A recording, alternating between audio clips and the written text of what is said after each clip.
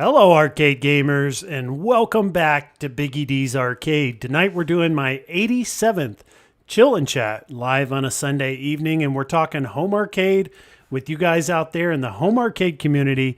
We've got two very special guests tonight for these the subjects that we have tonight. We've got a lot on tap, a lot of topics that I want to bring up with two of the biggest names in home arcade, two of the biggest super game room dudes that we know. We've got both Michael B. and Detroit Love. How's it going tonight, gentlemen? What's going on, gentlemen? All is well. Good to see you guys. Carl, I'm surprised. I didn't know where you were, too. I saw you on your quest, like, right before we started, and I'm like, he's not still watching football. He's on his quest. Oh, no. It must be charging and just on, I guess. Oh, okay. Oh, okay. You didn't have it on. It's just charging and it's connected. Yeah, I never turn it off. I just plug it up because I know I'm going to use it at some point. Got it. Well, you made it just in time, right at 7, so that's perfect. And I was keeping an eye on the game. I noticed that KC was up by like 21-17? And now they're down by 1 point.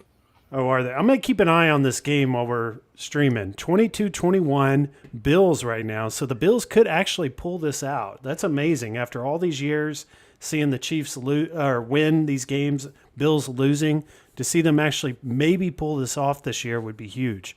Make it to the Super Bowl. I don't know how old you are, Biggie D, but I remember the first Super Bowl I ever watched. I watched in my bedroom. I think it was like 1990. Maybe, and I was 9 or 10 years old. I watched it on a 13-inch black and white TV, and it was the Bills versus, at the time, the Washington Redskins, and the Redskins won. And that was the last of the Bills' like years of continually going to the Super Bowl and losing. So I was kind of hoping for a Commanders-Bills redo with the Bills finally winning. Yeah, I went hiking with a friend of mine who knows the Bills pretty well. He's from Buffalo. And he had said that the Bills have lost in the Super Bowl to every NFC East team except for maybe Philadelphia. And Philadelphia may make it this year. The Bills may make it. And what would happen if like Philadelphia won? They would have lost to every NFC East team in the Super Bowl. Wow. Yeah, I don't like the Eagles. I liked the Eagles back in the day when they had Donovan McNabb and they had Terrell Owens, and I was really rooting for them to beat the Patriots that year. But like the modern Eagles, like don't like them. Yeah, I'm a Cowboys fan. So, what were you saying, Detroit Love? And Michael, you don't like the Eagles Fly group? That's something they've been saying for the last few years. No, I don't think it's that. I don't know. Like, I don't have any affinity to them. Like, there's nobody on the team that excites me or makes me want to root for them. Yeah, I don't have a horse in the race for either of these teams, but I'm conflicted. On one side, I say, yeah, KC, they got enough, and then the other side, I'm like, well, Brady, got as many as he could, so why can't this guy get as many as he can? So, and then on the other side, Philly, I don't mind if Hurt gets one or not, but I'm glad they beat the Washington because Washington knocked us out. So yeah, who are you going for, Carl? Again, it's obviously Philly on one side, and I would like to see Buffalo. I used to have Allen as my quarterback in my fantasy football for many years, and he would do good some years, and some years he wouldn't. So, he always went back and forth. But he's been playing some ball the last few years. So it'd be great to see if this guy can finally pull it off, at least get to the Super Bowl and to win it. It would be a toss-up between Philly and the Bills for me. Yeah, I'm going for the Bills for sure. Yeah, as soon as Green Bay went out, I wanted to see either the Bills or Lions win. And the Lions just couldn't keep up their end of the bargain. Bunch of losers, Carl. Yeah. So I was rooting for the Lions because I watched you, Detroit Love, and how big of a fan you are of that team. And, they've had bad luck in the playoffs over the years. I just really wanted to see them win. Yeah. Unfortunate they got knocked out. Yeah, so they didn't even had bad luck for a win in the playoffs this year. Yeah. At least last year they won 2 games and then came up short before in the championship game. But this time they didn't even get a win in the playoff at all because they had to bye. And someone on my, I did a video earlier on the Blitzmas showing people how to add some more games, and someone left a comment like, "Take off that Lions gear. They didn't do such and such." I'm like, you're such a fair weather fan. It's like so you just throw your team away just because they didn't go all the way. You're no longer a fan. People are so ridiculous, You're a true fan if you're still wearing the gear a week after you lost in the playoffs. Yeah, that's a true fan right there. Yeah, I mean, you still got to root for the boys. I mean, they had a fantastic year. Obviously, they didn't meet the goal that they wanted. The goal was to get to the Super Bowl and win, so they came up pretty short there. But aside from that, you want to encourage these guys to keep going next year. It's such a tough thing to get to that point, period, for any of these teams. So I'm hoping they can just keep each year at least being in contention for the playoffs, and eventually they may get it. Yeah, they're a good young team. I think they'll be back next year. Yeah, just needs a little, like the Bills. They've lost many times now in the playoffs, and now look at them; they may win tonight. So it takes some time and some experience. Football's so wild, though. There's so much parity. It's not like other sports, like where you get the Yankees and the Dodgers in the championship every year. Football kind of switches around unless you have like an elite quarterback like a Mahomes or something like that. It's very hard to keep your team coming back and at the same competitive level. Yeah, no, it sure is. And one of the things someone was asking me the other day, a young lady I know, she was like, "Boy, I don't know much about football, but it doesn't seem to be fair. Like," she was like, "basketball, they have a series, right, for the win. For baseball, they have a series and then you win.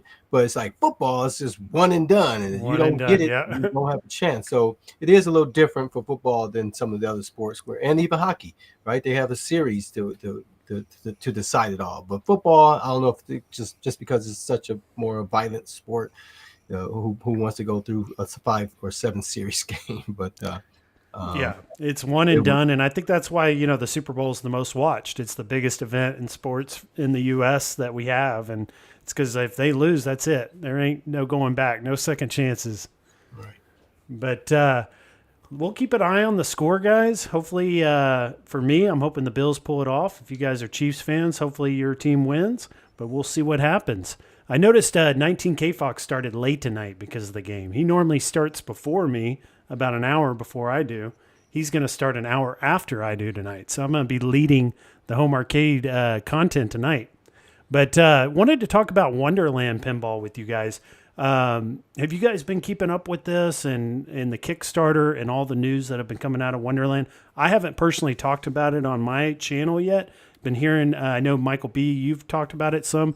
Do you guys kind of want to give us an introduction to what you guys know about this and what you think about it? Yeah, so I can't speak for Carl, but like I know before we went to Pinball Expo, Peter, who previously worked for New Wave Toys, you might remember Peter because he was at our house when we had that party that time, Biggie in Cleveland. Mm-hmm. So Peter was there with New Wave Toys at the time. He left New Wave Toys, joined up with a couple of guys from Arcade One Up, and they told us they were going to be at Pinball Expo. So we went and met with them. We saw the original box, and there was some issues. Like we gave them some feedback and stuff like that. They've updated it. They've been showing off this stuff. The concept is they're looking to do real pinball, but use what they learned from like Arcade One Up, because pinball, all the pinball stuff is made in the US. It's very expensive. So they're going to take the parts, instead of buying the parts locally, which is what jacks up the price, they're going to reverse engineer them and make them in China, where they can make them at a fraction of the cost, and then put it into this machine, which they hope they can get out for $1,000. Of course, leading up to this, the big thing was they weren't really showing us a lot. We had an empty box, then we had some pictures. This is the first time we have something that's a little bit more tangible with the update they gave us the other day. Yeah, this is the first thing I've actually seen, out on it. I saw James, he dropped, I think, the first video on it with the first footage.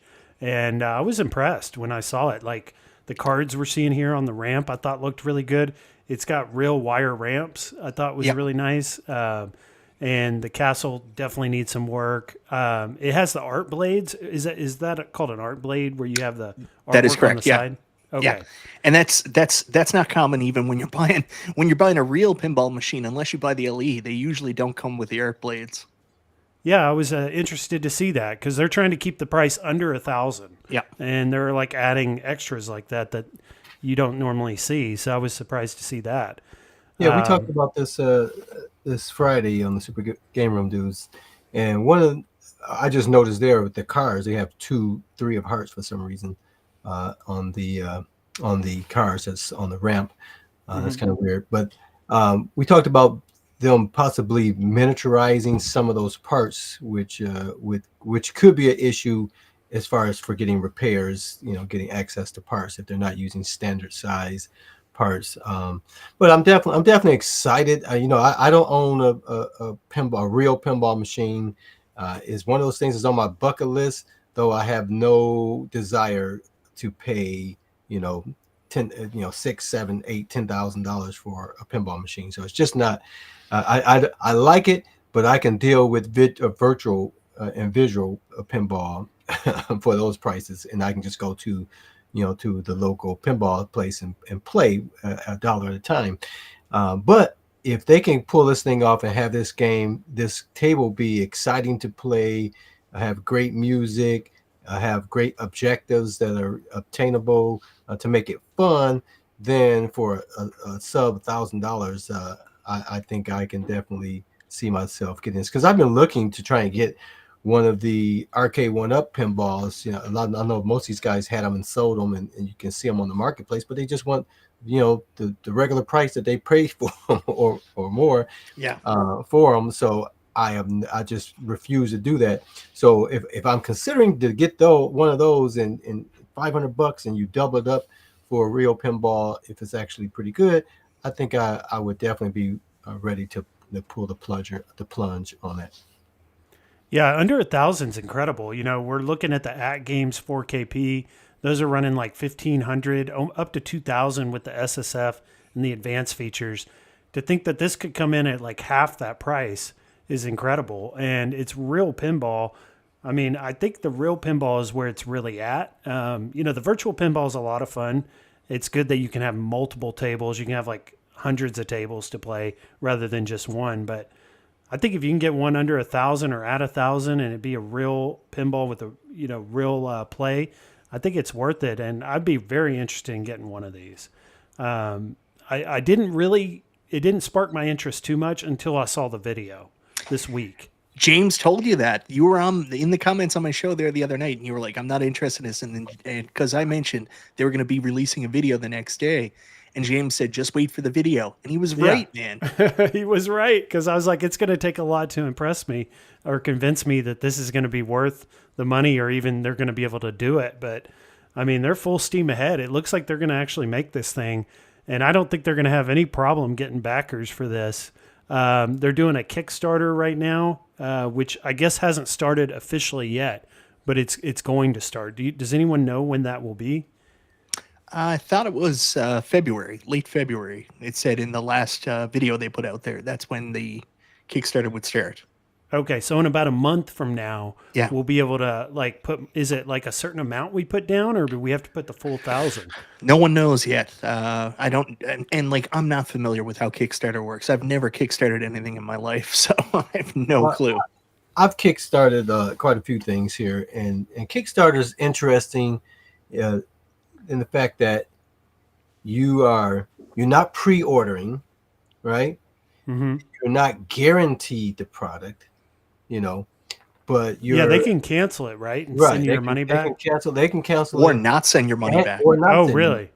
Kickstarter does kind of trying to pressure them to give money back if they don't, but I've had projects that they just ran off giggling with our money. Wow. But the ideal is sound, right? It's like, I like this product well enough that I'm not investing in it, but I want it to happen. It's not going to happen unless I give some money for it to happen. And the typical reward is that you're going to get it less than what the retail price would be. Mm-hmm. So ideally, if it's going to sell for $1,000, this Kickstarter price should be cheaper than that. Mm-hmm. Okay? Yeah. And so that's what I was thinking too, is like, then if you don't do this and you wait, till everyone knows it's great and everybody wants it, it'll probably be like $2,000 then. Well, no, I mean, I think their objective is for it to be the manufacturer. What's the suggested? What's it called? MSRP. Will be 1,000. Is 1,000 or $999.99, whatever you want to call it. So ideally, this should be, if they follow the model of Kickstarter properly, this should be cheaper, whether it's $50 cheaper or $100 cheaper. It should be cheaper because normally they have these goals and they say, okay, well, if we can get this many people, we might throw in a topper, right? Mm-hmm. You know, but everybody's going to get it at a lesser price. And typically there's like, if you buy 2 of them, you can get an even more discount, right? And so that's typically the way it works. I did back a project with one of the guys that's involved with this thing, and they reached their goal in getting enough people to commit to it, but then they pulled the plug after the fact and really didn't give a sound reason for that. And so for that reason, I'm kind of gun shy. I would hate to miss out on an opportunity for getting it less than $1,000. But I don't know. You know, like I said, is you're already doing risky business when you're dealing with Kickstarter because they cannot produce it, and then when people do things that make that risk seem higher, it doesn't help their cause. Yeah, I think like when we were at Pinball Expo, Jerry from Think Up, previously from Think Up, when he did his round of interviews, they talked a lot about, oh, this is going to go to retail, this is going to go to retail. But I think the team at that time knew it was always going to be Kickstarter because they were telling us, they were like, don't listen to that. It's going to be on Kickstarter. And you're right. I mean, if it's going to be $1,000 retail, really to pull people into the Kickstarter, it does have to be less than what the retail price would be, because there's no other reason. Like, why would I ever go into Kickstarter when nothing's guaranteed, when I can just wait and pay the same price afterwards? Correct. Yeah, because you're taking a big risk as the backer. You know, like you're really hoping this works out, and if it does, you're rewarded. You know, you're the first one to get it, and you get it at less than hopefully other people will. There's still a lot to be determined though, on like how this thing's going to look, how it's going to play. Because like if you guys watched the video, you couldn't hear the music. I don't think there was any music at all. And then there just wasn't a lot of sound to it. There was music, like really, was. really loud music that was almost drowning Peter out. Like, okay. if I could, I'd be like, Peter, turn it down a couple decibels. That's background music, now foreground. But Yeah, I wasn't hearing, like, maybe it was like the call outs and like the animations and all that stuff going on. We couldn't really hear any of that. And he talked about, like, you're going to see some of the code integration. And I said, well, I didn't really see it. Some people, which are more familiar with pinball than me, I'm not an expert, they said, yeah, the code integration was there because you could see the lights moving. And I was like, okay. But like normal people wouldn't really be able to see the code integration. We couldn't see the modes or anything like that. We could just see him batting the ball around. Yeah, and were you able to see, let's look at that video again, like were we able to see the DMD while he was playing it? A little bit, yeah. Oh, you were. And was there anything going on it? Yeah, the score. You can see it there, just the score. I didn't really see anything else come up. Okay. Yeah, see, there's still so much we don't know about this yet. One thing I wanted to make sure of, though, first, before I even had interest in this, was I wanted to make sure it wasn't on the level of like the Zizzle pinball. The real cheap, small, plastic-made pinball machines, and they proved that, I think, in this video. It's definitely a step above what we were getting with them, and I think it looks really good. I think like it looks a lot like the Arcade 1-Up pinball, doesn't it? Size-wise, yeah. So there's good things about the Arcade 1-Up pinball. A lot of them. One was the actual structure of the pinball, like. One of the things the At Games Legends Pinball 4K corrected that the original ALP HD was a big problem with was it's just too damn short. My back used to kill me after extended gameplay sessions because you were constantly crouching over to play. And even with the Sega Stern legs, it only really raised it up to like the bottom point on the ALP 4K now. So good thing with the ALP 4K, they did that. So this one, I can say from the prototype out there, it has the same body structure. So it has that really good height that's going to be comfortable for playing pinball at. Yeah, that's one thing I do like about the Arcade 1-Up Attack from Mars that I have, that I don't actually have to put risers or boosters under it. It's with the legs it has, it's at a great height the way it is, and I'm 6'4". Yeah. So, and when I was at Pinball Expo, I walked up to their prototype, which was basically just the cabinet, and it looked so similar to the Arcade 1-Up. I was like, I had to look at it twice to make sure it wasn't. But it like the back box is the same dimensions, I think. I think the cabinet design is very similar in dimensions. The legs looked exactly like the Arcade 1-Up. And I guess that goes back to their time at Arcade 1-Up. They had all this, and they're just moving it and using it here in this product. Well, I mean, 100%. Jerry's part of this. Jerry designed like the body structure, everything for the Arcade 1-Up pinball. So, I mean, that's your guy right there. Yeah, and you mentioned it, I think, that he used to work at New Wave Toys, and he was at Cleveland Gaming Classic at the New Wave Toys booth, wasn't he, at that time? Peter was, yeah. Yeah, and he's the one in this video. Yep, that's Peter. That's the guy leading the ship. He left New Wave Toys. Good terms, but, going out on his own, wanting to do his own thing. He's definitely home arcade. I mean, he loves the New Wave Toy stuff. Has he worked with Arcade 1-Up also? Not that I'm aware of. He might have told me that, but I don't remember. But there's people within the company that did. Yeah, lots of other people. Like everybody else is Arcade 1-Up adjacent. Okay, that's awesome to see. I'm happy to see another competitor too in the home arcade space at this price range. Just more options, and it'd be really cool to have a virtual pinball table at less than two grand. Have a real pinball table at less than $1,000. You're at 3,000 between the two of them, and you got two really great products. Hopefully. Yeah, I don't know if I would say competitor. And you got to be careful doing that because, I don't think this really competes with anything else there on the market. Does this really compete against the At Games Legends Pinball 4K? I mean, I guess it's questionable. Really. Maybe if you got a certain amount of money available, you want a pinball machine, you're going to maybe pick one or the other, and it's like, so I guess they do compete, but you make a great point, and they're very different in what they offer. Yeah. They're just around the same size, and they're both considered pinball tables, just very different pen. Yeah. If you want to talk just a little bit more, I know I go on and I belabor this. The one thing I will say, I like the pinball play that he showed in the video, but I did have some concerns, and we kind of talked about it a little bit on Super Game Room Dudes. His shots were like very the same, like they were going up one way or the other. There wasn't a lot of ramp shots, and I don't know if that is representative of the table or more so representative of his pinball skills. But he did talk about, we're going to have to widen the ramps. Like the ramps are a little tight. So still, we're going to need to see more gameplay. Yeah, and it's very fast, too. I've been hearing you guys talk this week about how fast the table will play. And I've been hearing people in the comments and people talking about it as well, where you make the ball smaller, you make the play field smaller, it's going to travel so much faster.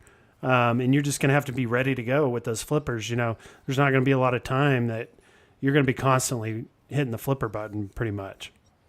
Yeah, and I play a lot of virtual pinball, and I have a modified Toy Shock cabinet, so it's small, right, 24-inch screen. But I don't have a problem with that, with the size. But I must say, I have over 300 tables on that cabinet. But I gravitate to a handful of them, right? It's got hundreds to play, and so there's tables that I'll try sometimes, and I'll try to make myself play these games, but some of them, they drain super easy. It's tough to get up the ramps. It's very frustrating to play because you got to remember, pinball machines as well as arcade machines were designed to get your money, to rob you, to scam you. Right. They purposely made them difficult to get more quarters or get more dollars, right? When you're in the home marketplace, you still want it to be challenged. You don't want to be simple. Some of the games I complain about on the At Games product is like this. I can keep this ball in play forever with those floaty balls, with some of those tables, and that's a turnoff as well, right? So it's got to be that sweet spot, a balance of it's not too easy, not too difficult, but it's fun to play.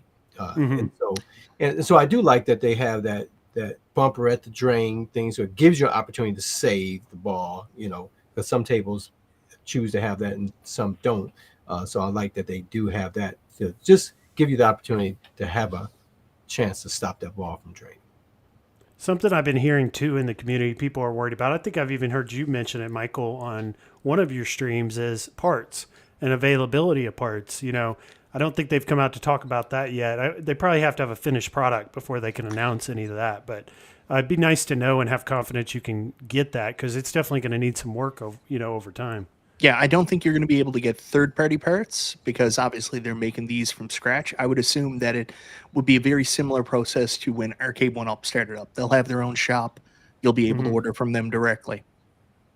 Yep. And the nice thing about the area that we live in now as well, you have the 3D printers and things like that. So obviously that will give you an option. And I would think a company that size would possibly make those STL files, I believe they're called, available so that you can, be able to, get replacement parts. But yeah, that's going to be an issue. And again, just the size of the company, there's no guarantee that they'll be here. I mean, we look at Toy Shock. Toy Shock came out and they came out with these products and then they just disappeared, right? They just, it's here for a little bit of time. So even if the intent is good and the product's good, if they don't last in the market place long enough to even be able to keep those parts available, even if they make them available, then that becomes the issue for the longevity of that table. Most of these tables that Stern still make, and a few companies still make newer and new cabinets, but most of the pinball machines out there have been around for 40 plus years, and you can still go out and get, because there's a marketplace where people get rid of these tables and then people collect all the parts, right? So that when the boards go bad, they got, a cabinet full of boards and parts and things like that. So there's a lot of pieces out there that makes repairing those things is still a niche market where people just have that talent. Most of us wouldn't know what to do to repair any of these things with, but you have people that do, because there's enough out there and enough demand to make it worth doing. You get a startup company like this that comes out and makes a product, no matter how well it is, it's a possibility that you won't have that sustainability for that product long term. Yeah, that's what I was thinking too. Like Buy Stuff Store, other companies out there are going to come out with mods and parts and things that you can do with this, and you can hopefully change it up and add your own castle or add your own whatever you want to put in there. And change that up over time too. I'm hoping there'll be community support and companies making stuff for these. I think it depends on how well it does. Now, they also answered a lot of the concerns I had, because seeing the early builds, I said that castle looks ugly. It just looks 3D printed, right? So they did say that a lot of the features were still to be decoed, and I think they even said some of the standees weren't permanent. So you get those cards on just like the the spring. Some of those will actually have figures and stuff by the time it's done. So still very much work in progress. Okay, very early. And It looks great. I think everything we've seen so far, it looks really good. And I'm looking forward to the Kickstarter getting started next month and seeing a lot of support for it, because I'm definitely interested in getting one of these. And I wasn't until this week when I saw that video. That kind of changed everything. But I was also, we talked about At Games 4KP, it being in that price range. Alice Goes to Wonderland probably being the lowest at 1,000. But also, you had talked about this, Michael, too, is the Jurassic Park Home Edition at Costco and being as low as 2,000. Yeah. I saw that. That was wild. Yeah, can you imagine, like, if you're going to pay $2,000 by the time it's done for an At Games Legends Pinball 4K with your SSF kit, which is an awesome experience if you want a digital pin, you can put the same money towards the home edition of Jurassic Park, which is real pinball, real parts. It's got a little tiny DMD, but everything else is really, really good. It's got the Stern Insider, so you can be connected and track your scores. And I just think that would be great. If you could find one of those at $2,000, you'd have to buy it. Yeah, it's interesting because when I bought my Godzilla pinball machine, that was when the market was really high on pinball. So like people were buying new machines because like just the secondary market wasn't very good at the time. But now the secondary market has gone down a bit. So you're going to see people that are interested in pinball, a lot of them take a look at, I think coming in under $1,000 is smart for Wonderland Amusements, because it's going to be very hard to get a good pinball machine for around that price. You can get some EMs and stuff like that, but EMs are not exactly the most exciting pinball, and they're really, really hard to fix. So getting something a little, more modern would be good. But you're going to be able to see, like, I talk to Pitbull all the time and he tells me about deals. Like, he got like a Rocky and Bullwinkle table for around $2,000. Like, if you can go out and buy a used pinball and you're not afraid to like tinker with it and try to fix things up and stuff like that, it's going to have more people looking at the act game saying, $2,000, real pinball, $2,000, Yeah. And then I saw, Retro Lizard, he had gotten that Mandalorian. He said he only paid $4 for it. Yeah. Incredible deal for like that full size, pinball, not a home edition. I think he has a pro or a premium. Yeah. So the pros, like, it's crazy. Like, Stern is not reading the room when it comes to prices. I guess they don't have to, but like, they're like, yeah, we're going to raise the pros up to $7,000 now, $6,999. And the used market is definitely dropping on those, like $4,000 for Mandalorian. I don't know the condition it was in, but there's deals to be had out there. Yeah, and Carlo brought up a good point. I don't know if all the Costco's around me even have them. No. When I check online, it's like delivery only, and it's $5,000. So it's hit or miss if you're going to get one at $2,000. But definitely go check and at least try, because show them that picture and talk to the manager. You never know what could happen. And that was the floor model, but hopefully the floor model is in good condition and it's working. And then I would also think it would come with a warranty, even though you're buying the floor model. It should still get a warranty. It's Costco. It's Costco. Yeah. You can take anything back. You can take back stuff from the food court. You're like, I had half the hot dog, but I didn't really enjoy it. I'd like my money back. And they're like, sure. What's the Stern warranty? Do they give you a 1 year? Yeah, I can't remember what the warranty was, but I can tell you I had an issue out of the box where I just couldn't get the game to load. It was saying nodes were offline, and they were pretty awesome with helping me out. And I got some advice from people in the community too. So their repair work will be hard here. I would have to send it off somewhere. So I think it's like a year warranty when you get a brand new. Yeah, and Lethal Wolf is talking about room. Room is definitely a big part of the buying process and deciding which one you're going to get. If you don't have the room for a full size, I think that's when the Wonderland really comes into a really good spot for someone with an apartment or something like that. You can get a real pinball and it not take up the room that a Stern or one of the other ones would take up. Yeah, you got to take all that stuff into consideration. Say, for example, you're considering moving in the near future. Do you want to move something that's probably like a 80-pound pinball machine, or do you want to move something that's like a 400-pound pinball machine? I'm about to start moving next weekend. I'm transferring apartments, and it's like my Arcade 1-Up pinball. I just take off the back box, and it's really light with just those two pieces, and you take the legs off it. But a real Stern, and then you don't want to mess up a real pinball either. It's almost like you probably should consider a professional mover or something on those. Which Arcade 1-Up pinball do you have? I have the Attack from Mars. And do you have the 30 tables on it? No, I still kept it all stock. I had my PCB go out on me. It overheated. And I had to, luckily found someone on Facebook that was selling theirs because they had modded their Arcade 1-Up. They didn't need it anymore. And he sold it to me for like $40. But Arcade 1-Up was trying to charge like $130 for those PCBs. So I never modded it because I didn't want to risk ruining it. And I also decased it, so it's just open, sitting in the cabinet now. So it gets plenty of airflow. And I haven't had any issues since. But that was a pretty common issue, and I think that kind of sealed the deal for Arcade 1-Up and their pinball. I don't think they'll ever do pinball again.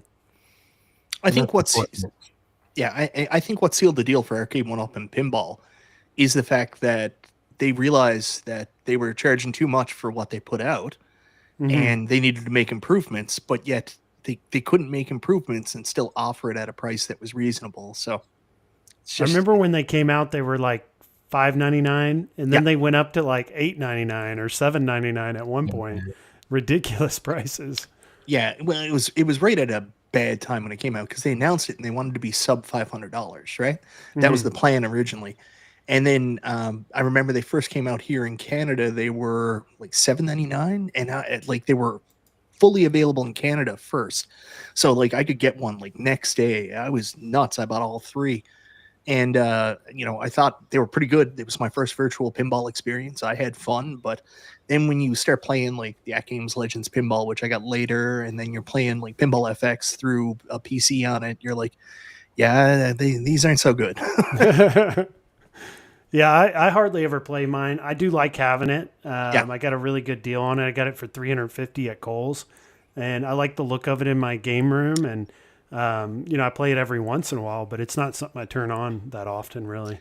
I love the Attack from Mars arcade one up. Like even when I got rid of the rest, I got rid of Marvel and Street Fighter, I still kept the Attack from Mars. And I despite all the issues with it, 720p, all that stuff, I'd still play Attack from Mars and Medieval Madness like all the time. Every time I went Attack down to from my Mars arcade. plays good on it, and Medieval Madness does, but a lot of the other tables don't. Like Whitewater's unplayable on there. Whitewater got better once they did the update, but like still, like mainly I was just playing the same games on it every time. Like I would come back, I would play Attack from Mars, Medieval Madness, Totan. Yeah, Whitewater just Attack not from Mars plays great. It's not a fun table anyway. So I think what's missing though is it doesn't have online, so you don't have like leaderboards or any of that. So you're just really playing with yourself or whoever comes over. That's fine. I don't mind playing with myself. I know how to make me happy. Well, on that note, we'll move on to Iconic Arcade. I know it's great to have you guys on tonight because you guys were the first two on B Kong Stream to actually see this thing when it was announced. And that was at CES a few weeks ago. And I've got part of the stream here I was going to pull up. And just kind of, what did you guys think when you first saw this thing, when you were on the stream and it was announced? What were some like first impressions you had of it? Man, I hate that side art. I remember you going off on the Street Fighter 2, not liking it because that's the one you want.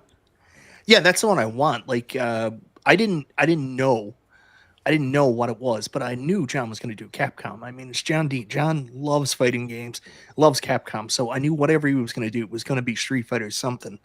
So I didn't know exactly what it was until like a day before, like when they actually did the unboxing and put these together.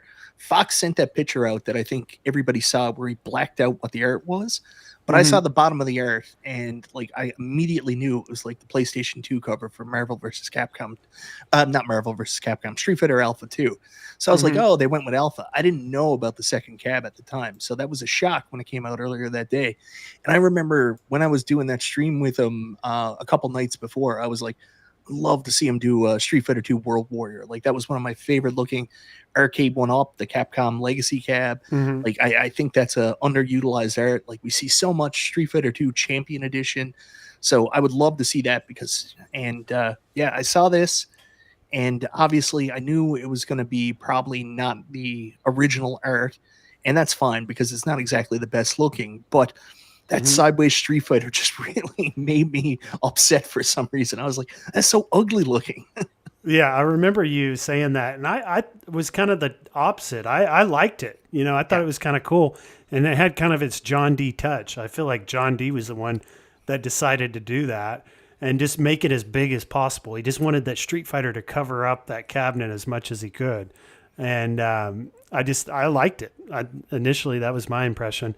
What do you think, Carl? What's the artwork you like the most, and do you like the Street Fighter if that was the one you were to choose?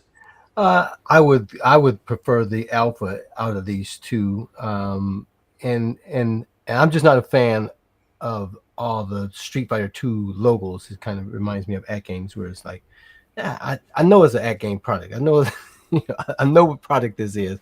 I don't need you to plaster the logo everywhere on every possible surface. That's my only criticism there. But otherwise, I'm a fan of the size of it. I have the Killer Instinct Pro behind me. Michael had purchased the same cabinet. It's like the perfect size. And so with this thing being actually a little bit taller as well, it's the perfect size. I wish all of the arcade one-ups were that size. And without the riser, that makes it much more appealing. The biggest criticism I see, and a few people have talked about this, is the control panel. being 2-player. And I remember when the Big Blue came out, and Bobby Boo was making those custom joystick, control panels. Some were 2 players wider, some was just it's not enough for 2, so just make me a really nice 1-person a controller for it. And so people were doing those custom things. So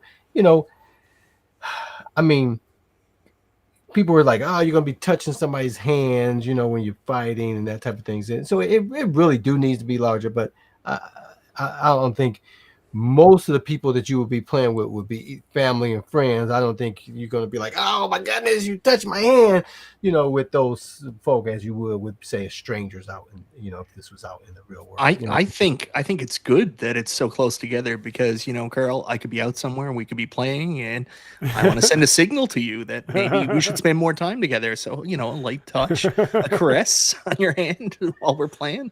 Yeah, it's essentially the Arcade 1-Up Pro, Street Fighter Pro, or what would have been the Street Fighter Pro. Well, the Street Fighter Pro looked way better than these. That because remember there was that leaked image that Justin was throwing around a couple years ago of that Champion Edition. This looks I don't have that image tonight, but it looks very similar to that. Yeah, it's the same concept. The Street Fighter was a little bit less girthy. One thing I like what John did here, this is not a good example because one of the things I don't like about Arcade 1-Up, I've always had a problem with, is the fact that where they're so narrow, they don't have the correct arcade proportions. So the side art is always going to be squished. You see it on Pac-Man where the logo's so small and it doesn't, look like the side of an original Pac-Man cab. All the logos are small, things are cut off because it's just so narrow. And then, of course, when Arcade 1-Up went more narrow, I was like, oh, this is a nightmare. But what they did here is they made them, that 28 inches allows it to be almost the correct proportions. So when they do a cab with artwork that actually has side artwork, they can actually do the appropriate proportions on the picture. So you won't get part of spinal cut off if they do Killer Instinct. You won't get all those different things like that. So I like that. Yeah, it looks good. And then the games list. What do you guys think of the final games list that he announced? And there may be an addition to this. They were talking about Captain Commando may be added as a 15th game. I've also heard rumors that it could be, someone said Power Stone 1 and 2. Oh, wow. Get 2 more games. Yeah. So no one knows exactly what the deal is with that. I like the games list. I mean, you're getting Third Strike for the first time. You're getting the Alpha for the first time on a big scale cabinet. Gigawing 2, I don't know much about. I know it was also on Sega Dreamcast. Pro Gear, I'm not a big fan of, but everything else here is awesome. Final Fight, 1944, Knights of the Round, some of the best games from that series. I know John prefers only putting Super Street Fighter 2 Turbo on. I miss how Arcade 1-Up, the first one had the original Super Street Fighter 2. I wish they did that one, but then people are like, oh, there's too much Street Fighter. I don't know. I mean, it's also got a pie, so you can put whatever the hell else you want on it. So what does it matter? Great games list. Great to see all these games online. I'm going to have fun playing people in 1944. This is the first time it's going to be online. And that's a game I love. I would love to play through that with somebody else instead of just having my solo missions that I'm so used to doing. Yeah, I've played through it on my Final Fight cabinet a couple of times. Really fun game. It'd be great to have that online. Final Fight as well would be great to have a beat 'em up that we can all play together. Yeah. And then the competitiveness of Street Fighter and having the tournaments, and I saw Steps in the chat, and then Moat, they're running the tournaments. This is going to be great for that. Hyper Street Fighter 2, the Anniversary Edition too. I think that's a big edition. Have you guys played that? That's like a PS2 version of Street Fighter.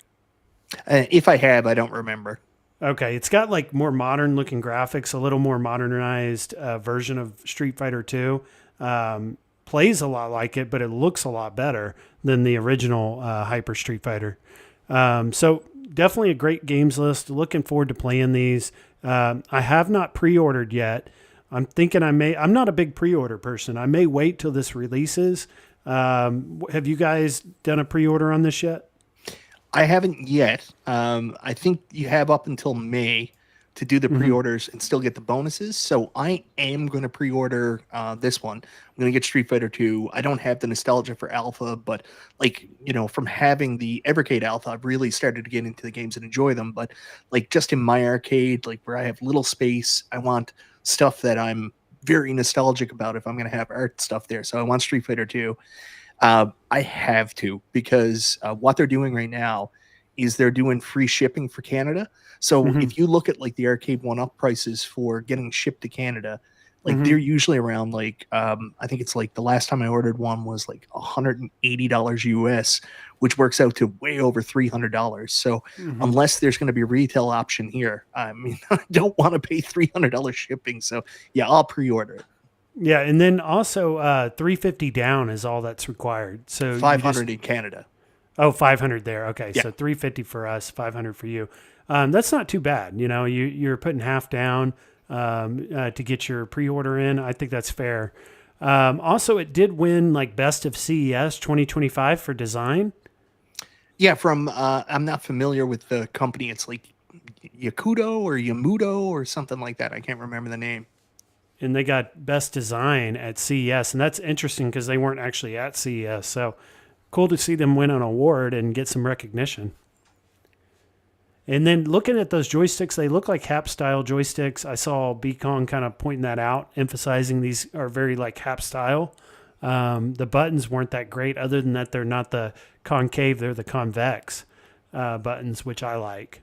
Yeah, I'm down with that too. The only thing I think with the buttons is John or any of these companies that hear complaints about the buttons, and then they're like, guys, we can't afford to put the commercial grade buttons in. Yeah, we know that. You just have to use slightly better buttons. Just ask Act Games what buttons they're using, because those would be fine. The Act Games buttons are good. The iArcade buttons were good. Your buttons are terrible. You don't need to get commercial grade. Just get something better.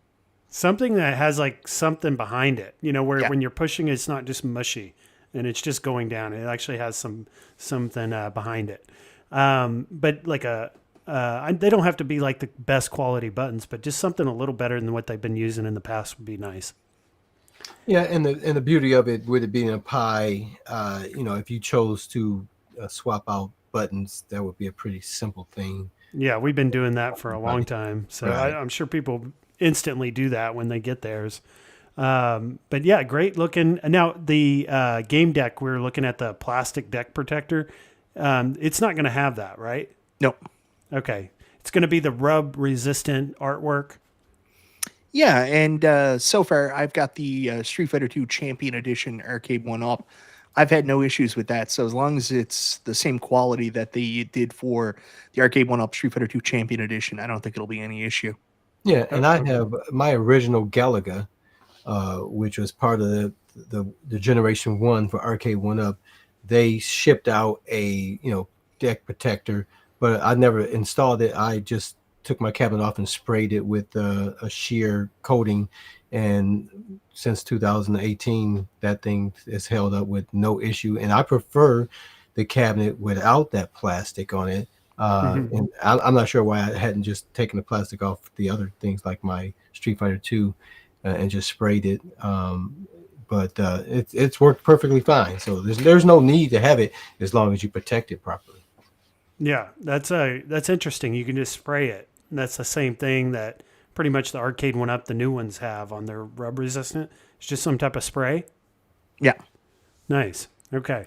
Now this was off your stream. This was Monday night, wasn't it? Just almost a week ago. And I was interesting to see John D as one of your guests, because he told me, he goes, I may be able to get DMAC or I may be able to get To Die For on your channel, but I'm not doing streams. I'm going to stay out of the public eye and let them handle that for the company. Yeah, the guys in the back, like, this community is so funny. They were rizzing me up. They were like, Biggie D was calling you a liar. And I was like, oh, I don't think that's what it was.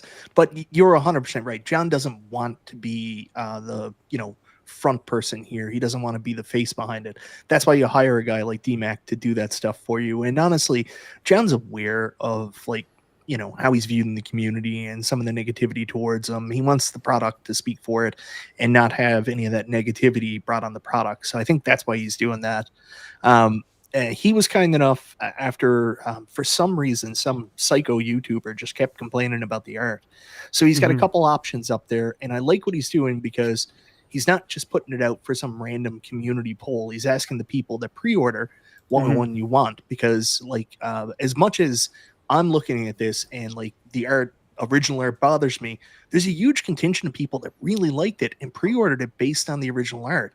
So you know, at the end of the day, I mean, of course I would prefer 3, 4. I really like 5, but I'd like to take the Street Fighter 2 logo off the picture, and 5 would be my favorite otherwise. But you know, if people want 1, let the community speak, and you know, I'll have to deal with it. Yeah, see, I would say 1, keep it at 1, of course, because people that pre-ordered, they already put their money down because they wanted that one. You know, don't mess it up now and make people unhappy. If they're happy, they pre-ordered, keep it that way. And then on their second run, they were talking about a version 2 of this coming out later, then do the change of the artwork then. And I would say do the 2. Go with the original side panel. Can't ever go wrong with that, I don't think. And just a real quick update, KC has won 32-29. I Son saw of a that. bitch. Son of a bitch. They're back to the Super Bowl again. Oh, what a repeat of 2 Super Bowls ago. Who cares? 32-29, KC. The only arcade accurate like Mike B wants is 2, which he didn't even mention. Steps is a funny character. And she also said the quality of the artwork is typical for arcade one-off flakes off when it's the least bit wet. I don't know what you're doing with your arcades. Like, do you spray them with squirt guns? Like, what's happening here, Steps? Yeah, like, obviously, I would prefer number 2, but I also know that it's not very pretty. I mean, most of the Capcom cabs were conversion cabs. So usually, even arcade went up, what they did was they expanded the art. I like what they did with Alpha because they did like an expansion of, you know, a graphic, and it looked really good. They didn't do that with Street Fighter. Like, I would prefer what you see there for number 2, but somehow made so it's as big as the cabinet. Like that side panel that fills the full art. Yeah. And we don't know yet if they're going to make a change to the pre-order. It's still up in the air, or are they going to keep it the 1? It depends on the people that pre-ordered, how they vote. So if the people that pre-ordered all go for number 1, it'll stay number 1. And I think that's a better way to doing it than just asking the random community, because you're going to have people voting that have no intention of buying this thing, right? Yeah. And I think it's safest to just keep it the way it was. Yeah. And then, you know, you don't want to make too many changes unless, you know, it's stuff that people are aware of. You know, if you pre-ordered the number 1, you received the number 5, you know, you may be unhappy. So we'll see what happens with that. I want definitely be seeing John D. Well, not John D. We'll be seeing Media One Up on interviews, I think, live streams like this coming up from what I've been hearing. So we should be seeing more of them. I hope they get around to everybody, like go on like as many shows as possible.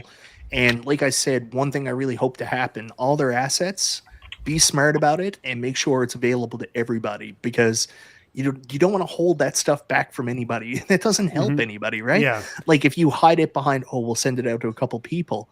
The more people you have talking about your product one way or another is better for your product. So hopefully they adapt something like Zen does with their model. Yeah, and they're also going to want to get like the UI and the menu and all that out there. They're going to want to get the online, how that works out there. So hopefully we'll be seeing some videos, some interviews, things talking about that leading up to it. They got to move quick, because I would imagine these have to be finished in the next couple of months for them to ship and be, you know, sold by June. Oh, I don't know about that. I think like the design and everything has to be finalized, but I think the turnaround can be really quick. Like once they get them done, to get them over, like sometimes it's only like a couple weeks or something like that. Oh, nice. Very cool. So looking forward to this. This was a pleasant surprise with Iconic Arcade, because I didn't see it coming. I knew John was doing something at CES, but I had no idea it was to this extent, that we'd be getting like a whole new cabinet that was very reminiscent, very similar to the Arcade One Up, pretty much essentially the Street Fighter Pro that we've been talking about for like 2 years that we've wanted is finally coming, just through a different company. Yeah. And we should have seen the Iconic Arcade coming, because they were using a Raspberry Pi. We knew that ahead of time. And the only other manufacturer that was doing that was Iconic Arcade. You know what's funny? John said to me one time, he was talking about it. He was like, I've got like the premier product because I'm the only home arcade company that uses a Raspberry Pi. And I said to him, because I didn't know at the time, I was like, no, Iconic has a Raspberry Pi too. And he was like, yeah, not in America. But like, honestly, man, I didn't know. John told the story on my show Monday. And what was it? It was the Rexer show made a video, and he made this crazy connection of, I bought this $50 Iconic Arcade control panel, and it was all to promote John. And I was like, man, he's lost it. Like, he's gone off the deep end at this point. So John, all of a sudden, I did a show, and I was going to be talking about the Iconic Arcade rumors and stuff like that and kind of making fun of it. And John wrote me, and he's like, do you want a media release? And I was like, what? No, I don't need a media release. I was like, John, what are you talking about? Are you talking about that crazy rumor about this stuff? It's so ridiculous. I know you're not working with Iconic Arcade. Lo and behold, like, yeah, that's who it was. Like, yeah, I didn't think it would ever happen because the only time I saw Iconic Arcade was those cheap ones that you'd see at GameStop that you were doing videos of, and that was about it. They're on for $199 now. I know. I had a note here. I wanted to mention that $199, incredible. Yeah. That's in Canada. Yeah, so it's in Canada, and like it's really cheap wood, really stupid design, but like honestly, if you just want a multicade, like even for your kids and stuff, yeah, $200 Canadian is nothing to laugh about. I would buy one of those for $200 just for a project to have fun with, and do some art skins on it and make it look different and be a good cabinet for that. I bought the control panel because it was $50. I was like, you can't go wrong. You can't even get a Pi 4B for that. Yeah, I would pick one of those up if I saw it. We don't have them here. I've not seen them, at least. No. They didn't sell to the U.S. This is their first U.S. product. Oh, okay. Very cool. Well, let's get into Switch 2. I don't talk a lot about Switch 2, but there was some interesting news that came up. Well, of course, a couple weeks ago, we saw Nintendo actually do the announcement, that video showing it off. And we had heard there was a Mario Kart from the video that would be coming for it. But outside of that, I wasn't too interested in the Switch 2 news because there really wasn't that much unveiled other than the way it was going to look. But other than that, we didn't really know much else. And it wasn't a drastic change from the Switch 1. There were some upgrades, obviously, it looked like, but it wasn't completely different. It was basically like a Switch Pro is what I kind of looked at it as. But I was interested in the games list and what games may be coming to it, because really that's what I think is going to sell this early on is exclusives and games that you can't play on the Switch 1. And Newegg evidently had leaked the games list, or at least some of them. Metroid Prime 4, which I think we already knew was coming. A new 3D Mario, new Mario Kart, Legend of Zelda Remake, Xenoblade Chronicles, and a Pokemon Legends. Did you guys catch this news? Oh, yeah. Carl? No, I mean, none of these games are on my list of interest. The Switch is very, very simple for me. I use the Switch to play my golf game. I have other games that I've tried and bought and have some cartridges in the case. I never play any of those things. I never hook it up to the TV. I don't switch it. I just play it handheld. So I have zero interest in this 2 and in these games until my golf game ceases to work. I don't see me purchasing any games for it or doing anything different with it. So you're not looking to rush out and get the Switch 2 when it releases? No. Carl won't get it until he finds out that there's some kind of golf game on sale for $15, and then he'll put 40,000 hours into it. When I got my Switch, when I first got it, I played it a ton. But like the last year, I haven't played it all that much.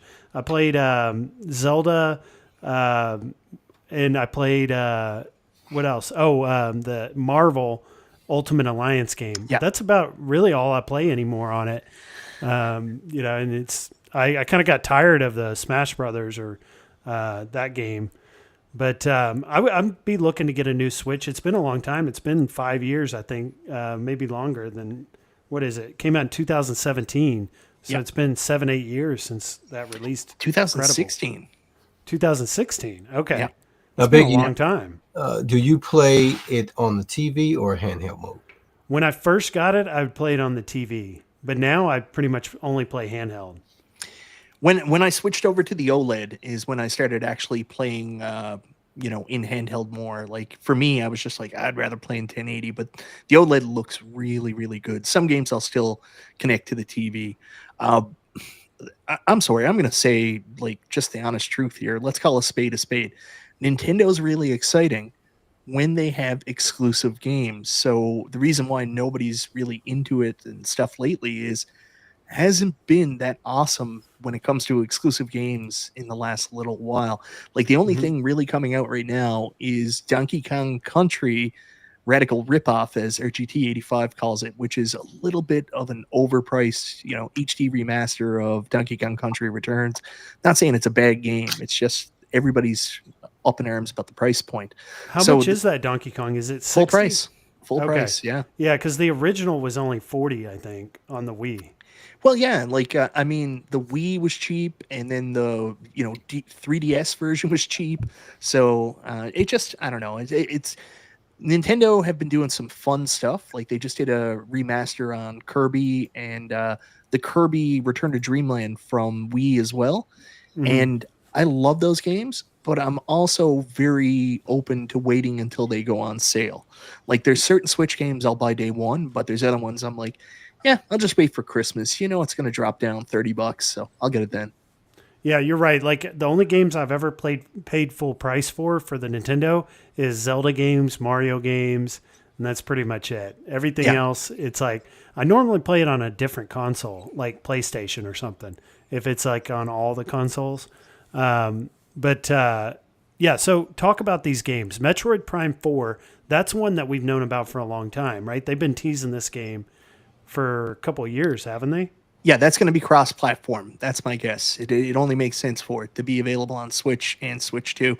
Or it might just be a Switch 1 game with upgraded graphics for the Switch 4. Kind of like Breath of the Wild when it came out on Wii U, and then the Switch got a version of it as well. And Twilight Princess when it came out on GameCube and the Wii. Yeah. Same kind of thing, where it's kind of in the middle of the launch of the Switch 2 and the end of the Switch 1. And then the new 3D Mario, I've been hearing a lot of people speculating that could be Odyssey 2. Odyssey 2. Yeah, I've been hearing that a lot. But yeah, 3D Mario, we've been waiting for one of those for a long time. I feel like Odyssey, I beat that a long time ago. I'd like to see something new. New Mario Kart, I think that's a long time coming as well, because the Mario Kart we're playing now is actually the Wii U version.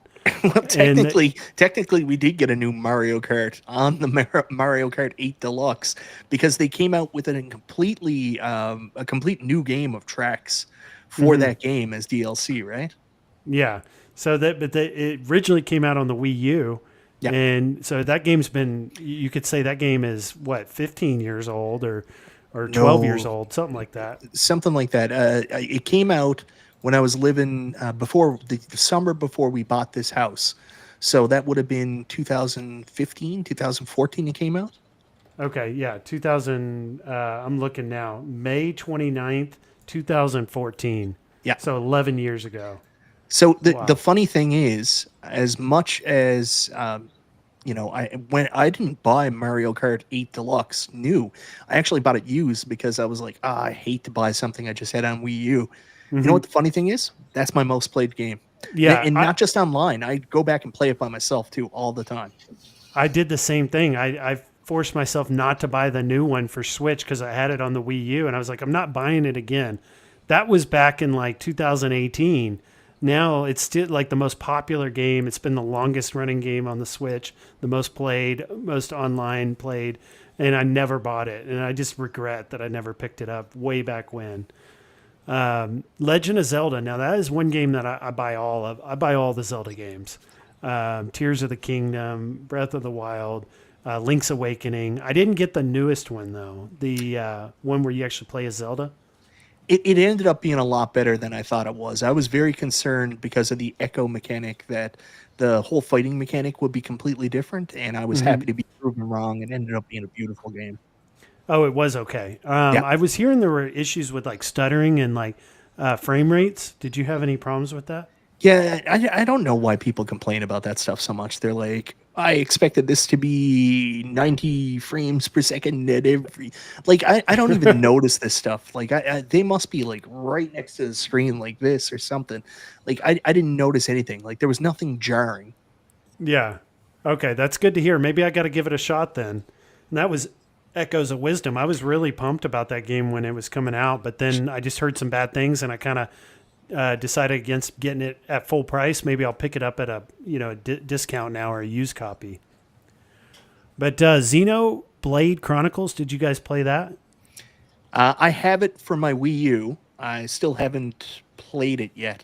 So I'm probably not going to hook up my Wii U. I'll wait till this comes out. I've played all the other Xenoblade Chronicles games on the Nintendo Switch, so I'll wait to play it on that as well. I'm a big Xeno guy. Like, this is the same team that all the way back in the day did like what was it? Xenosaga on the PlayStation 2 and Xenogears on the original PlayStation. That team left Sony and have continued making these games ever since. So there's tied in elements like for every single game. Like, you'll see the sword. It's the same image that was in Xenosaga on the PlayStation 2. So yeah, I'm a pretty big fan of these guys. And then Brooklyn saying Pokemon rules. I'd never have bought a Pokemon game. I've not owned one of them. I had the first Switch Pokemon game. What was it? Pokemon. Was Pikmin's, it the fighter one? The battle one? No, it wasn't the fighter one. It was just this weird version of Pokemon. I've never got into Pokemon either. Oh, I remember which one you're talking about. Aquarius. Hey You Pikachu. Hey You Pikachu. Oh, okay. Yeah. I've never gotten into Pokemon, but I did hear Stern would maybe make one. I've heard the same thing. Yeah. So that'd be interesting to see that. But yeah, that's our Switch 2 news, guys. It is coming. They did announce it. I haven't talked about it yet, but when I saw the games list, I thought it was interesting. I think that's really what's going to sell this system. Also, it's got some mouse controls. It looks like your Joy-Cons can be turned into a mouse, like a computer mouse. I think that's interesting. And then I've been hearing low prices, like $350 maybe for one of these. $400. That's what it looks like it's going to be. There's a Italian website that already has pre-orders up for about $380 US, and they do slightly discounted pre-orders. That's how they do their stuff. So I think we're looking at about $400. Okay, yeah, not too bad. I would like to see what else it's going to offer, but probably end up picking one of these up. I mean, I end up getting all the Nintendo systems eventually. Like when Switch released in 2017, I didn't get one till about 2019, 2020. So I probably won't pick one of these up initially, but I'll eventually get one. So VR talk. I wanted to talk with you guys about the Meta Quest because I've been playing mini golf with you, Carl, as well as you, Michael B. Many others that are in the chat. We have been coming and playing mini golf with us and doing VR.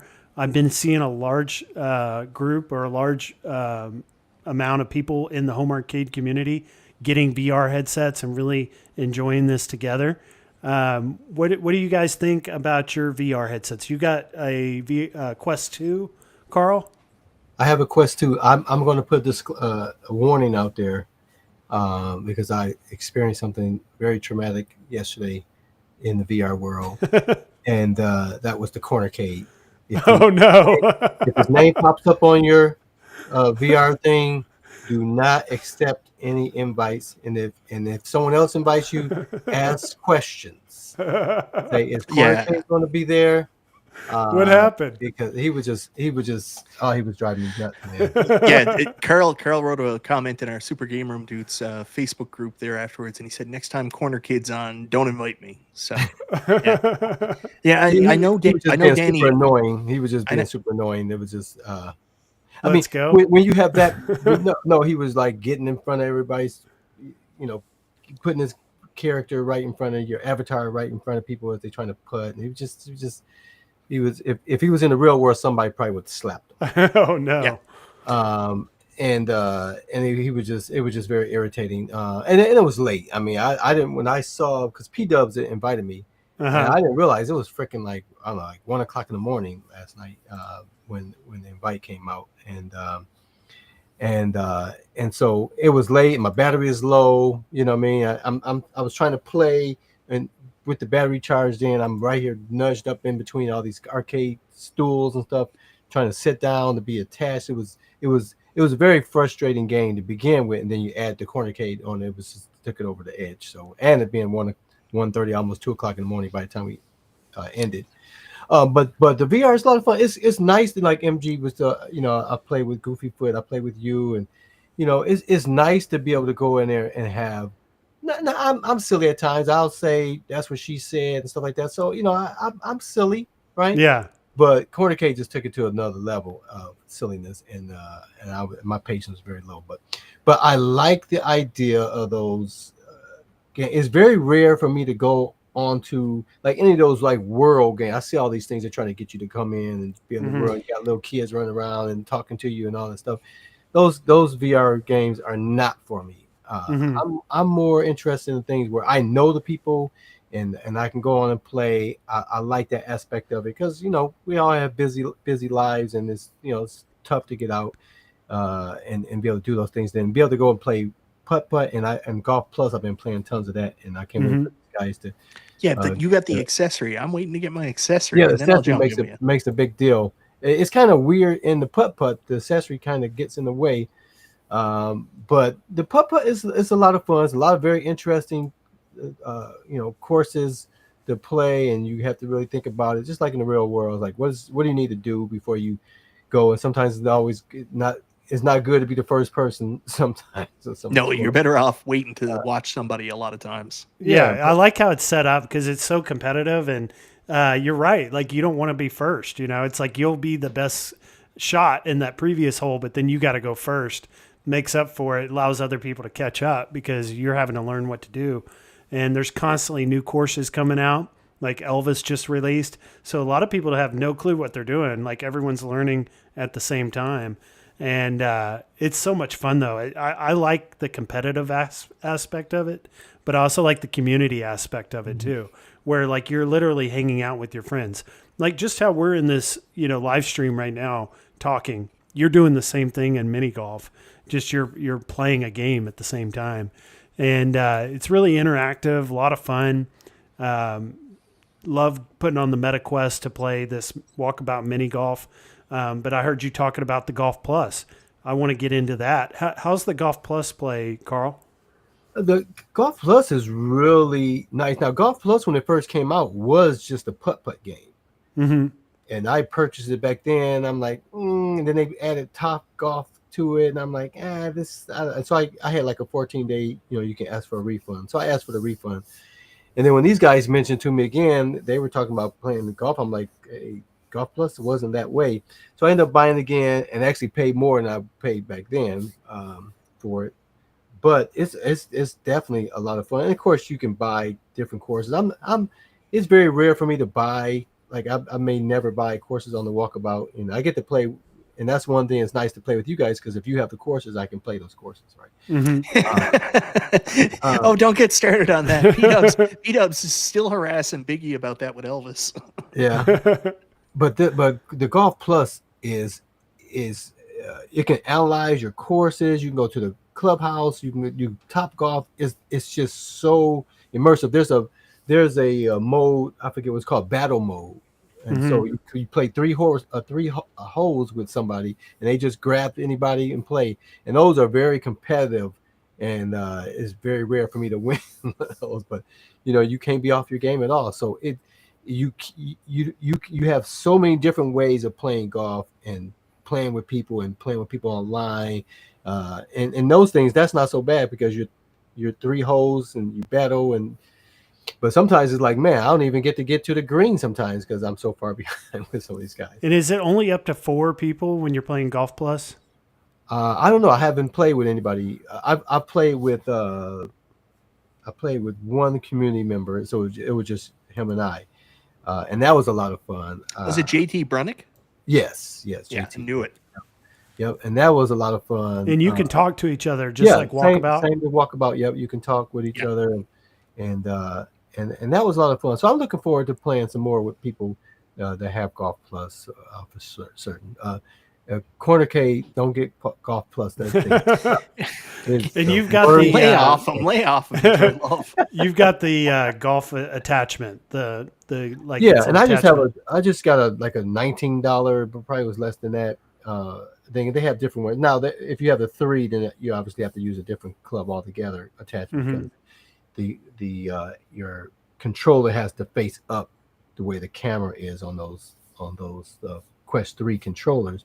But for the 2, and they have cheap ones. They have ones that's $100, and there's some for $20. So you can buy whatever you want. And mine is nice, has nice weight to it, and so I really enjoy it. The only thing sucks is now, whenever I want to play something else, I have to take it off that attachment because I play more golf than anything. Yeah, and Carl doesn't like doing that. I remember when Glenn sent him out the the flight yoke for Tron for his At Games Legends Ultimate. Me and you played some online King of Fighters on the At Games Legends Ultimate, and you were beating my ass with Glenn's Tron yoke on your At Games Legends Ultimate. You're like, I'm not taking it off. I'll just play it like this.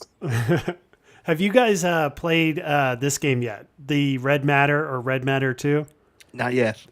Have you played it, Carl? No. Okay. This is the most visually impressive game I've played yet. And it looks amazing. So you have the 3 or the 2? I have the 3S. Okay, 3S. Okay. Oh, yeah. I thought you brought back your 3S and went with a 3 Daniel. All right. For some reason. So it's a long story. So what happened is I originally got the 3S. And I got it during Black Friday, and I got the 256 gigabyte model, and I got a really good deal at Target. I got like 30% off at Target. Well, after almost 30 days, you guys kept talking about this 3 and how great the 3 was.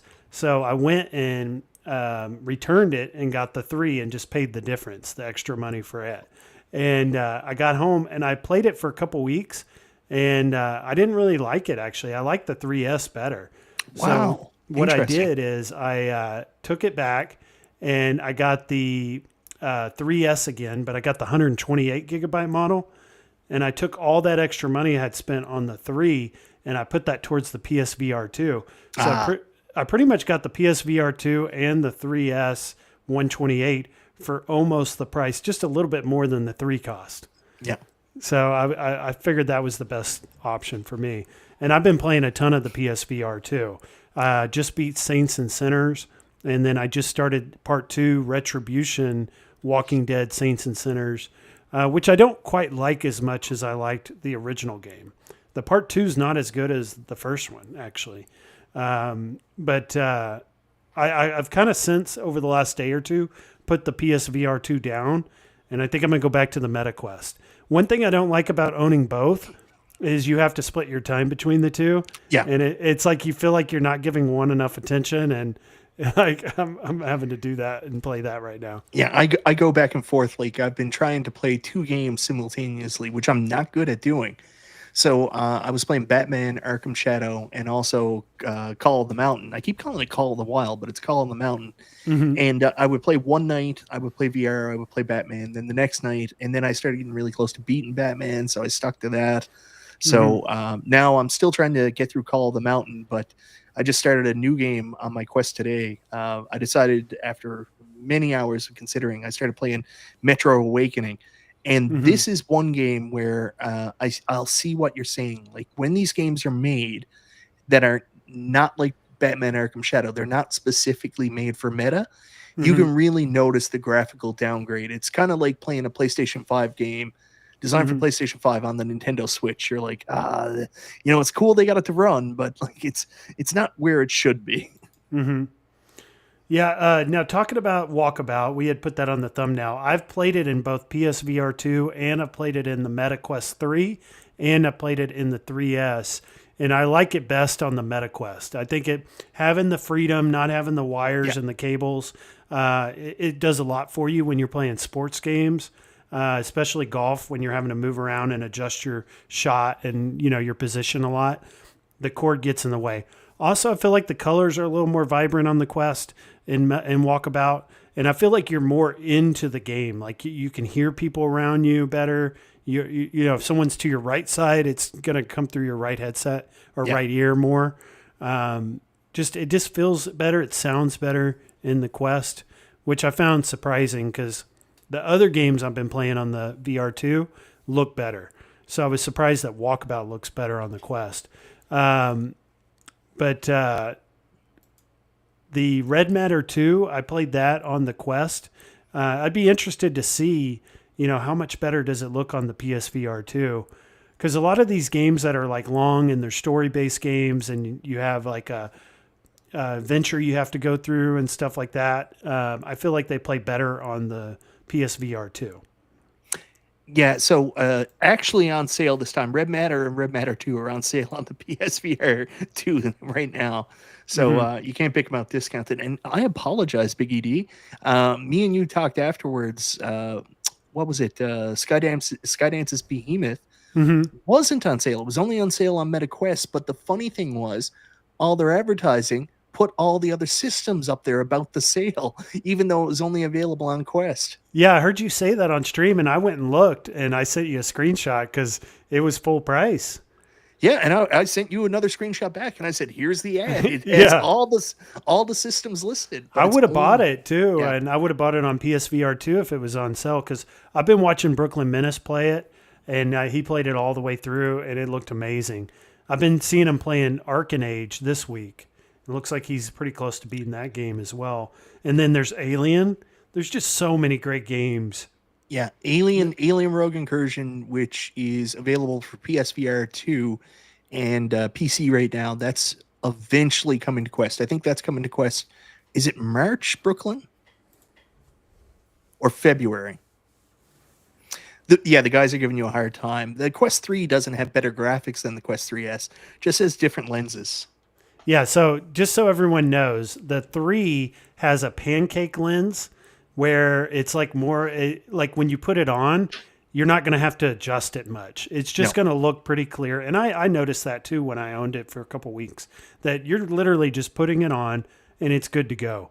Now the 3S, it does not have that kind of lens. It's got a kind of like a rounded lens. Fresnel lenses. Okay.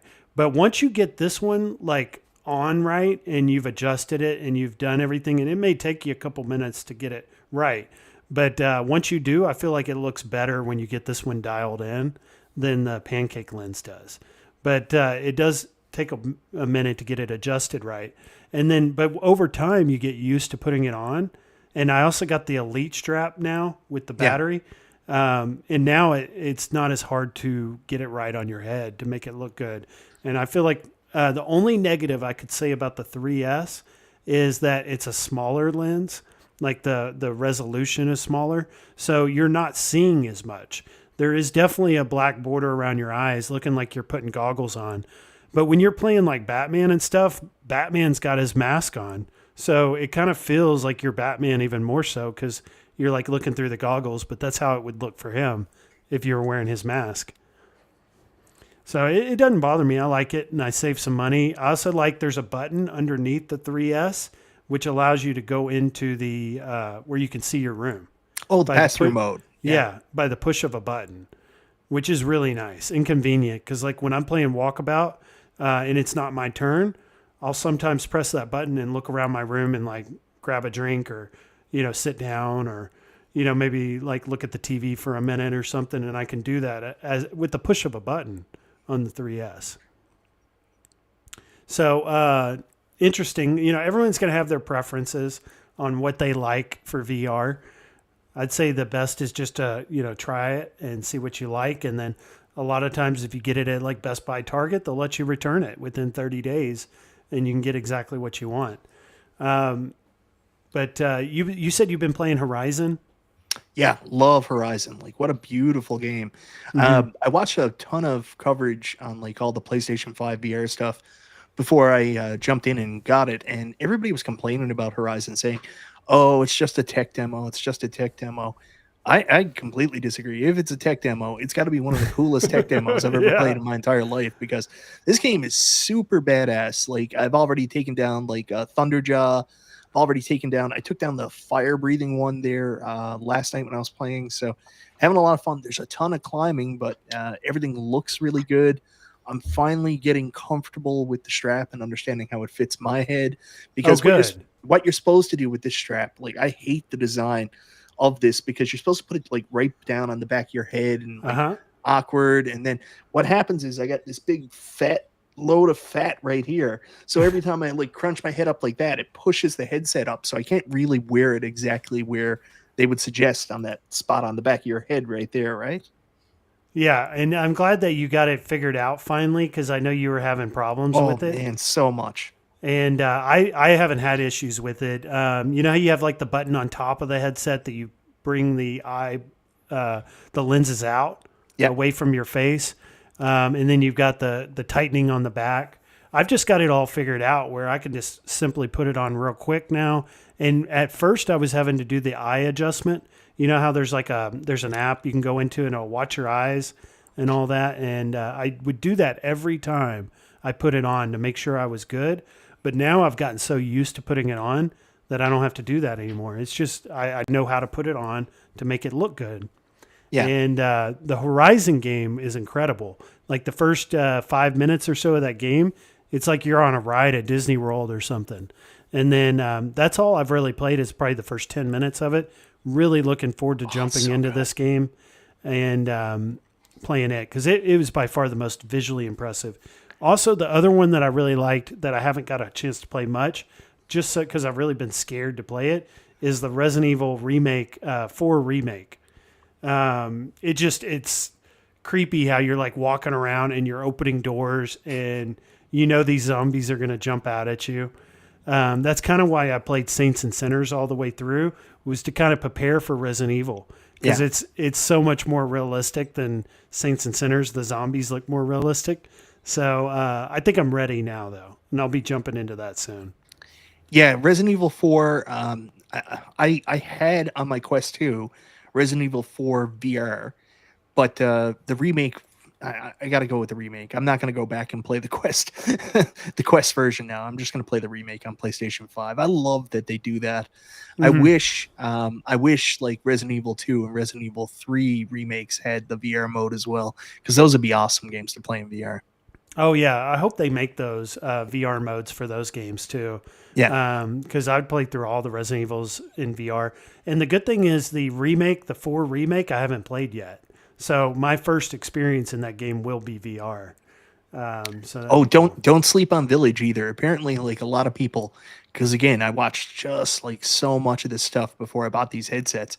A lot of people put Resident Evil Village at the top of the list as the best game to play on your PSVR 2. Okay, and I noticed that there was a really good deal going on those games too. You can get them for like 15 and then 20. Yeah. If you're wanting to pick them up, killer deals, and you get the VR mode for free. That was kind of the selling point for me to get a VR2, is I'd already owned Resident Evil 4 remake, and it came with Horizon. I was like, okay, well, I get 2 games right out the gate when I buy it for $350. Not too bad. Well, I mean, the big thing for me was 100%. I just beat Horizon Remastered, mm-hmm. and I wanted more Horizon, so obviously I wanted to get that bundle, but it was Gran Turismo 7 that really drew me in. Like, I wanted that racing experience, and I heard so many good things about it, so I haven't really got into it yet, but I played a little bit the first night, and just like it ruined me for racing games now. Like, I go back to my Xbox Series X, and I'll turn on what's the newest Forza Horizon, and I'm mm-hmm. like, I'll just play Gran Turismo 7 in VR now. Yeah, Gran Turismo is one I want to pick up. It's $30 at Walmart right now. Yeah. So it's like, great deal. The only thing is I got to get a steering wheel. I got to get pedals and all that once I get that. And then I'm going to want a chair. And now I'm up to like $400 or $500. Yeah, see, it adds up. And it adds up. I'm trying to stay away from the steering wheel because it's like $400 Canadian. And I'm like, I don't need to do that. I know James hates everything, went all in. James has got it all. He's got the full rig already ready to go. Yeah, I'd like to see him stream the VR with the racing setup he's got. Yeah. I'd love to get into that. It's just more money, and it's like that's kind of why I didn't want to get the PSVR 2 in the first place. Is like, when does it end, So I'm going to wait a while before I get into Gran Turismo and do the whole racing setup. But that's coming. It's weird how so many people have got into it. Like, I know the reason why I was interested was here in Canada, like we have this tax-free thing going on right now, and I wanted like something new. Like my wife was like, what do you want for Christmas? And I was like, you know what? I think I'm going to jump in on the MetaQuest, and it was Batman that really brought me in because like that's the, I don't know what you call it, the must-own game. Like I was like, I want to play it. So, you know, it seems like we just tapped into something. Like I talked to Dubs, and I was like, yeah, I just bought the Quest 3. You got to open yours. So he finally opened his, and then all of a sudden everybody's like, oh, these people are already playing it. So that's kind of how this all kind of like started for me, and it's just great. It's a new experience. I'm enjoying playing the new worlds and just doing something different. Like I did a lot of flat gaming, as the VR enthusiasts call it. This past year, I wasn't playing as much arcade games. I was doing a ton of console gaming. So just looking to do something different again and explore Metro Awakening. Have you played Metro Awakening yet? I own it on the Quest, and I got to get into it. It's just like I only have so much time, you know. Yeah, I know what you mean. And I don't typically play the games like at the same time. I try to play all the way through and then move on to my next one. But I did get Metro for a good deal. I got it for $32 on the Quest. Yeah, because they had that big Christmas sale, so it was like a perfect storm, right? I had just got the system because it was tax-free, and then they had this big sale on, so I bought a ton of games. I played the opening. Like, you're gonna love the opening because it's just like I've played some of it. I've played a couple hours of it already. Yeah. Where you got the gun and you're shooting at them and they're running at you. It's a great game. It's really scary when they jump out at you though, like and they're popping out. That's one thing that I've had to get adjusted to is like you're in VR and you got to realize you're in VR because that shit will scare the hell out of you. Steps Gaming. Again, always funny. Always trying to bring up some kind of drama.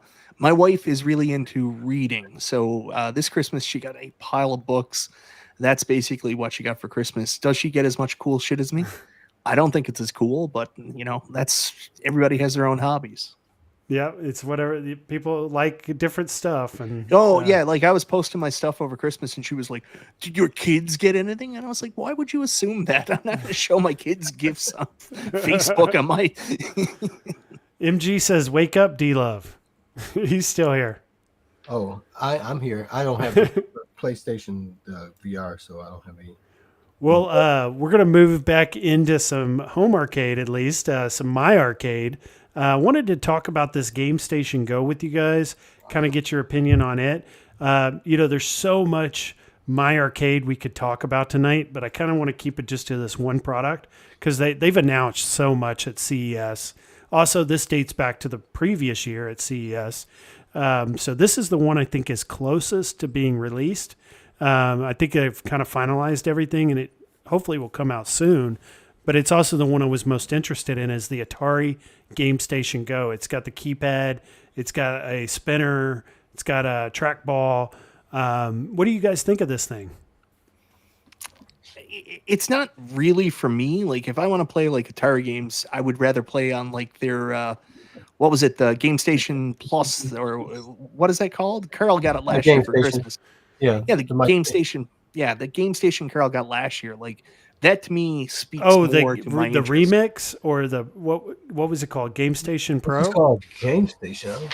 No. It's called like the Gamestation Pro or something like that. And I know they're doing a new one now for the Capcom Namco partnership, but like I'm weird that way. If I want to play console games, I want to play something on like, you know, the 7800 plus or the 2600 plus, or, you know, Act Games version of the Atari Flashback Gold. Like playing those games in a different form factor on the go, like it's not for me. I think this is a cool product, and it's got lots of cool things, like having a number pad on it, having like a trackball. I think it's cool for people who want to play in that form factor. It's not my cup of tea. Yeah, so it looks like we've got. Here, I'll put you on the big screen here. Yeah, no, it's just. Okay, that is the Gamestation Pro. Gamestation Pro, yeah. These were a really good deal. I saw them for like $40 at some retailers. And you can add games to it? Yeah, I modded it and added all kinds of games in it on it, did a video, and I haven't touched it since. Okay. Yeah, they're going to make a Gamestation Remix, which is like an upgraded version of what you have, Carl. They're also going to come out with a Countercade, Atari Countercade, but I just thought the handheld was cool, you know, just to be able to take it on the go, have all these controls with you. It's something new we haven't seen before. Like I've never seen a handheld with these types of controls. And then I've heard you talk about it, Michael. Like, what if they open this up to Jaguar games? Yeah, or with the Lynx number pad and games? stuff, you could do it. That'd be something that'd be interesting on this. Yeah. So I think this is cool, and I'd like to see what this will play like and what people think of it. $150, I think, is going to be the price it comes out with. You can hook it up to your TV. It's got an HDMI out. You have this game deck you can buy for it, like a fight stick. Hook So it up to your TV. that's going to be for the GameStation Go? Is that going to work with the GameStation Pro? Like, can I use it with that? I'm not sure, what you could use this with. I don't know if it'll go back to the Pro or if it'll just work with the new Countercade, the GameStation Go, and the GameStation Remix. I'm not sure. That's a really good question. I think the control panel looks really cool. And if you could just plug it into your PC and use it with your PC, it might be something really interesting for a fight stick and different arcade controller just to use with emulators and shit too. Depending on the price, this could be an amazing product for that. Mm-hmm. Yeah, James says Biggie's hands look big and meaty in that video. No, we're definitely going to give credit to Gen X Grown Up. This is his video. He is like, I put his logo somewhere here. Let's see. Right at the end here, I put it. So this is Gen X Grown Up, guys. Go check them out. They do a lot of my arcade content. They're like the go-to source for them. Do you know he's right on their website? Oh, is he now? Yeah, like if you go to their website and you scroll down, they have him on their website. He's like their spokesperson, basically. Oh, okay. Didn't know that. I know that he rarely talks about anything else now. It's almost all my arcade. Yeah, and that stuff happens, right? Like certain people are spokespeople for certain things. Yeah. But this is cool. I think before John's company, was announced and his new product, we were kind of searching for like, what could we fit into home arcade? What would be considered home arcade? What is coming out that, would be interesting, new, that we haven't seen before? And this was something I kind of gravitated towards, was this GameStation Go. So I've been following it now, since CES 2023. Or 2024, I guess I should say. I've been following this. And I think it's about right around the corner now before it comes out. It'll probably be coming out, I would imagine, here mid-year. Yeah, I'm excited for the people that are looking forward to it. Cool for them. Again, it's probably not I do like that control panel. I do think that's pretty rad. Yeah, I like what they did with the look and everything like that. How did you? No, you weren't at CES. I'd like to know how it felt and like what it's made of, how big it is. Mm-hmm. Yeah, there's some people that got to take some of the stuff out of the glass and play it. Yeah. I know Gen X Grown Up did, but I'm not sure if like James did or 19K Fox, any of them actually got their hands on it or not. You have to let us know. I know Fox is streaming right now, so he wouldn't be in the chat. But James, let's bother him. Hold on, I'll just jump in his. But yeah, James, you have to let us know. Did you get to play any of these? The pinball, you saw this. This looks pretty interesting. Yeah, I don't know too much about like the actual games. I think P-Dub's got like a review copy of these games and played them, and he said they weren't very good. But everything I hear about this, the games play, depending on how good they are, they play really good. Like the response time is really good. And I think the price point is going to be tough on that because someone told me it's going to be something like 150, 200 for that. For the pinball, 150, 200? Yeah. And it comes with like 7 pinball games. It's probably not expandable. Well, if you can expand it, it might be interesting. But like for, 7 games, $150, I don't know, man. Yeah. I don't know. $150 for one of these, it'd be tough. Yeah. I probably wouldn't. Initial impression, I probably wouldn't buy one of these because I don't think the pinball is going to be as good as even the arcade one up. Yeah. I don't think it will be. From what P-Dub said, the Balls of Steel isn't too impressive. I didn't even know about them. I thought there was only 3 developers in pinball. I was completely caught off guard when I heard about this. One good thing I can say, though, is competition's good. And this is just their first try at it. So it could get better, and it'll also force other companies to innovate and make better stuff as well. Yeah, I definitely like the ideal of it. I'm glad that they're creating that. Pinball is one of those things that just don't get the type of attention, and it's the natural progression from pinballs are there, along with arcades, right? For me growing up, it was just more expensive to play, and it was too risky to play because you put a quarter in there and that ball shot down the middle. And it's like, I could have played Galaga for an hour, as opposed to 5 minutes on this pinball. So I've always been interested in pinball, and that's why I like the introduction of it into the home arcade, because I get to play it way more than I ever did growing up.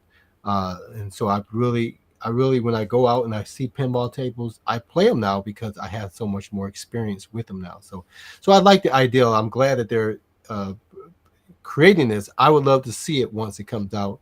Hopefully it's somewhere where you can actually play it. So I'm definitely interested in see how it plays. Of course, we can play pinball a bazillion different ways on our tablets, on our phones, right, on our computers, and that's essentially what this is a little tablet with like a box around it to make it look like a pinball table. But it has a table, so I'm always going to be more apt to play pinball on a cabinet as opposed to playing it on these other things. Even my Switch, I have some games on there, but do I play pinball on it much? No. Even though the gameplay is not bad, it's just holding in my hand. It's just not how I like playing pinball. So I like the idea of it, and I like to be able to see if it's moddable in any kind of way. Can you take that and put your Switch in it and do something? I'm interested in see where it could go. Yeah, that's where the countercade, I saw you took a big liking to the countercade because you were modding it, putting in a Raspberry Pi, putting like a ton of games into that thing. You brought it to Cleveland when we were there and showed it to me. I could see you with the pinball machine doing the same thing, the little miniature pinball. That's what would be my first interest is can I utilize this? Because again, I've said this from the start since Arcade wanted to come out, is I don't have the skill set to go build a cabinet of any, even Michael B built his dressercade, so he's got more skills than I do. I'm never going to build a cabinet that looks attractive enough to want to do anything with. So sometimes just for someone to make an attractive cabinet that I can start from is a plus for me to be able to do something else with, as opposed to trying to create something. Yeah, I hope the concept is successful for them. I don't know if I'm going to be a Balls of Fury fan, but like I hope they can do more and maybe get some more licenses, and I hope this motivates and helps other companies figure out a way to do their digital pinball in a small form factor a lot cheaper. Because we were talking to Shiloh, and I don't know if you were around in Cleveland, and we were talking about doing small scale pinball, and he was like, that'd be $600-700. And even when you look at the V-Pin, the small V-Pin machines, they're very expensive. Even the one that Glenn was considering building, I think still would have been like $400 or $500. So if there's a way to do it cheap and do it good, I hope this kind of motivates people to find that way. Yeah, same. Anything new that comes in like this, new pinball, I think it's great for everyone. It gives us better products. Even if theirs isn't the best, at least it'll help motivate other companies to make something better. And then also, like Ritual Dello said, if these end up in store, reasonable price may be $75. That may be what they end up going for, because if you've noticed with my arcade, MSRP may be $50-$60, but you'll find it in Five Below for $20-$25. So you're definitely going to be deals to be had on anything My Arcade that you see in the store, especially if they have a lot of stock and they're clearancing them out, things like that.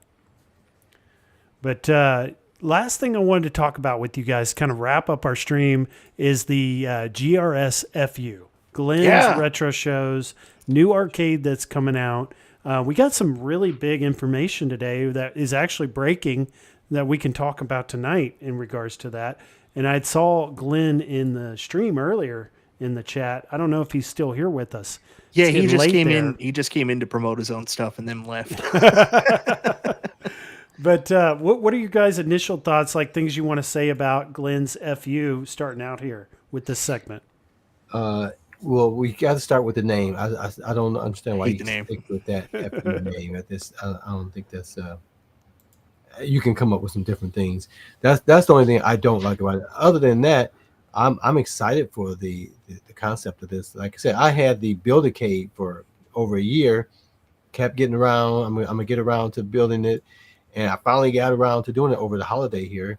And man, that thing is awesome. Well made, well thought out. Thought of absolutely every aspect of it. So if he can translate that into a larger size cabinet, it's the same as when we look at the new wave toys, and we look at the what's the other one? The quarter scale. Quarter arcades. Numbskull. Yeah. Quarter arcade. You know, when it's like, oh, you can make these things great at this size, so I can imagine what it would look like at a bigger size at the same quality, right?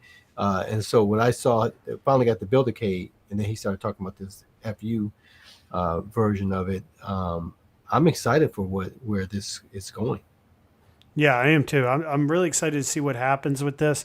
Glenn had announced today, this was off his Facebook as well as a community post, is USA shipping is only going to be $200 for the standard unit, which I thought was incredible because I was expecting $400 or $500, maybe even more. I think a lot of people were, yeah. For him to lock in $200, that's crazy. I mean, because New Wave Toys, that's been a big point with them, is their shipping's really high. And I don't know how Glenn was able to get this done. He talked to somebody other than who New Wave Toys used for shipping, obviously. Because this is going to be a heavy unit, and to be able to get it shipped, I would assume from China to your door for $200, that's crazy. So I think one of the good things he did here was people need to be realistic about shipping. This thing was going to be 300 pounds at one point. He's got it down to about 200 pounds now. Glenn was in. I gave him a little bit of a hard time earlier about the shipping. It's $1 per pound.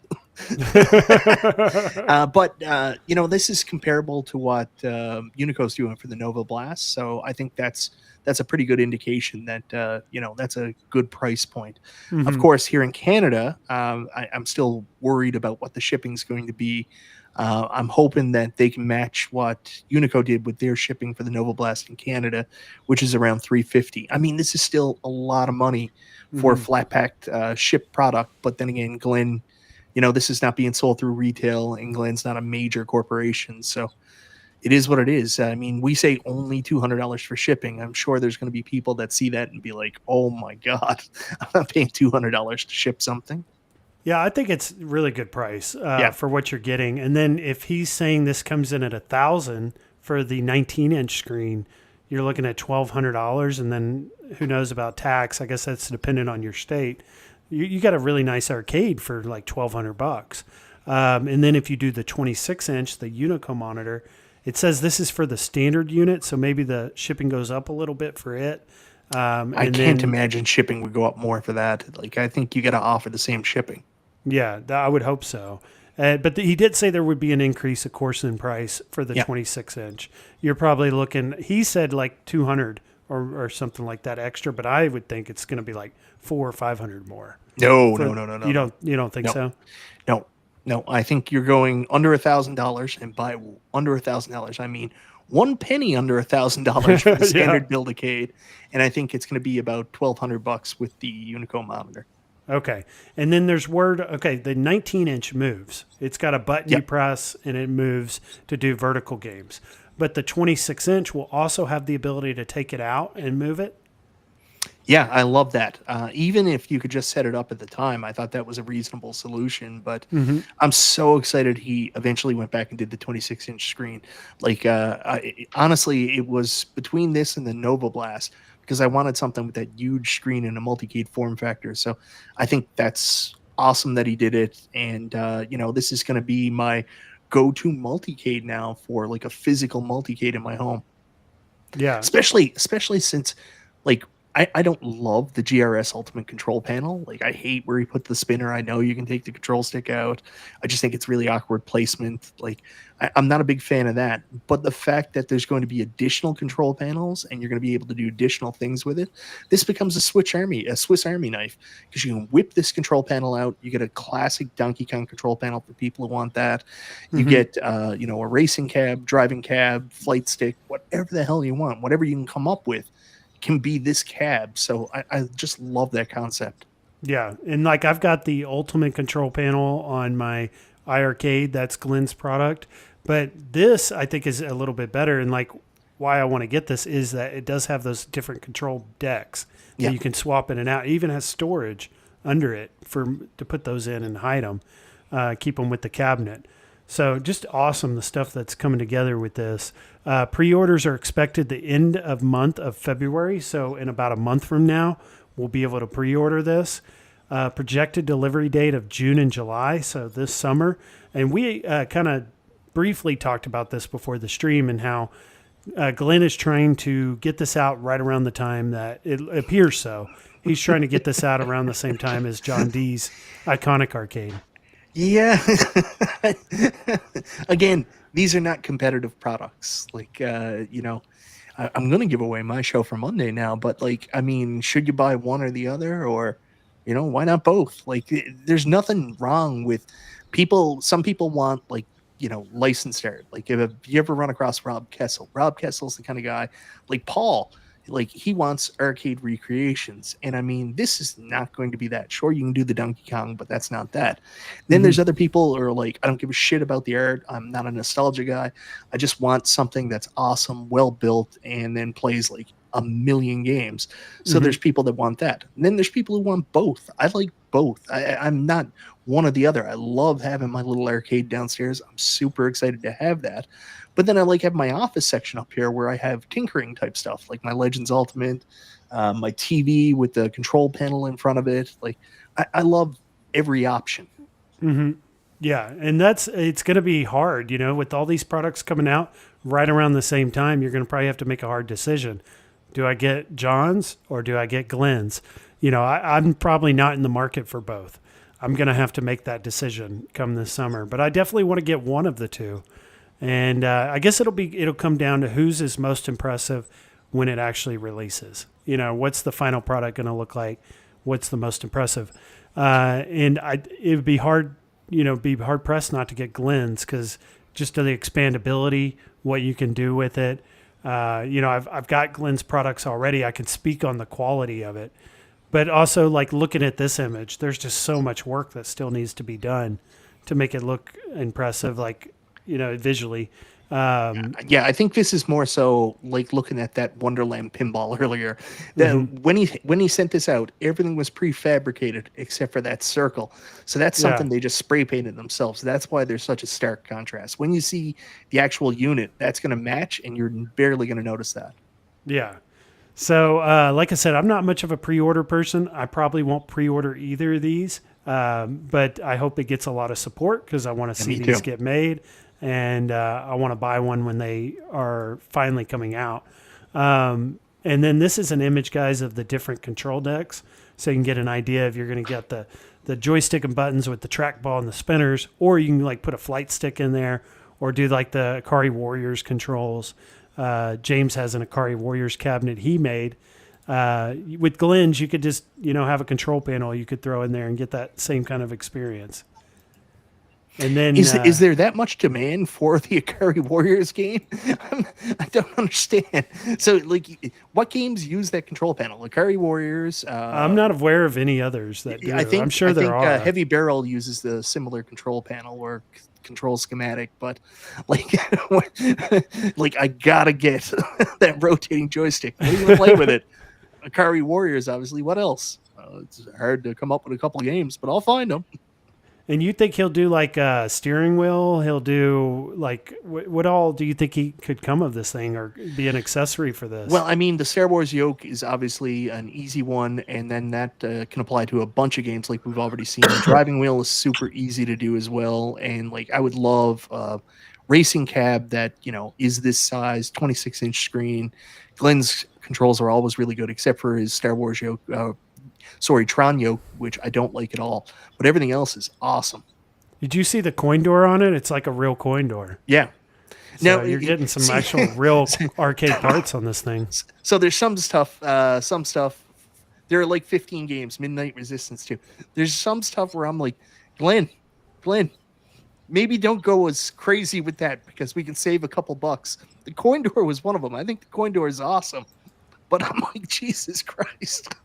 Oh, How much money is the coin door costing me?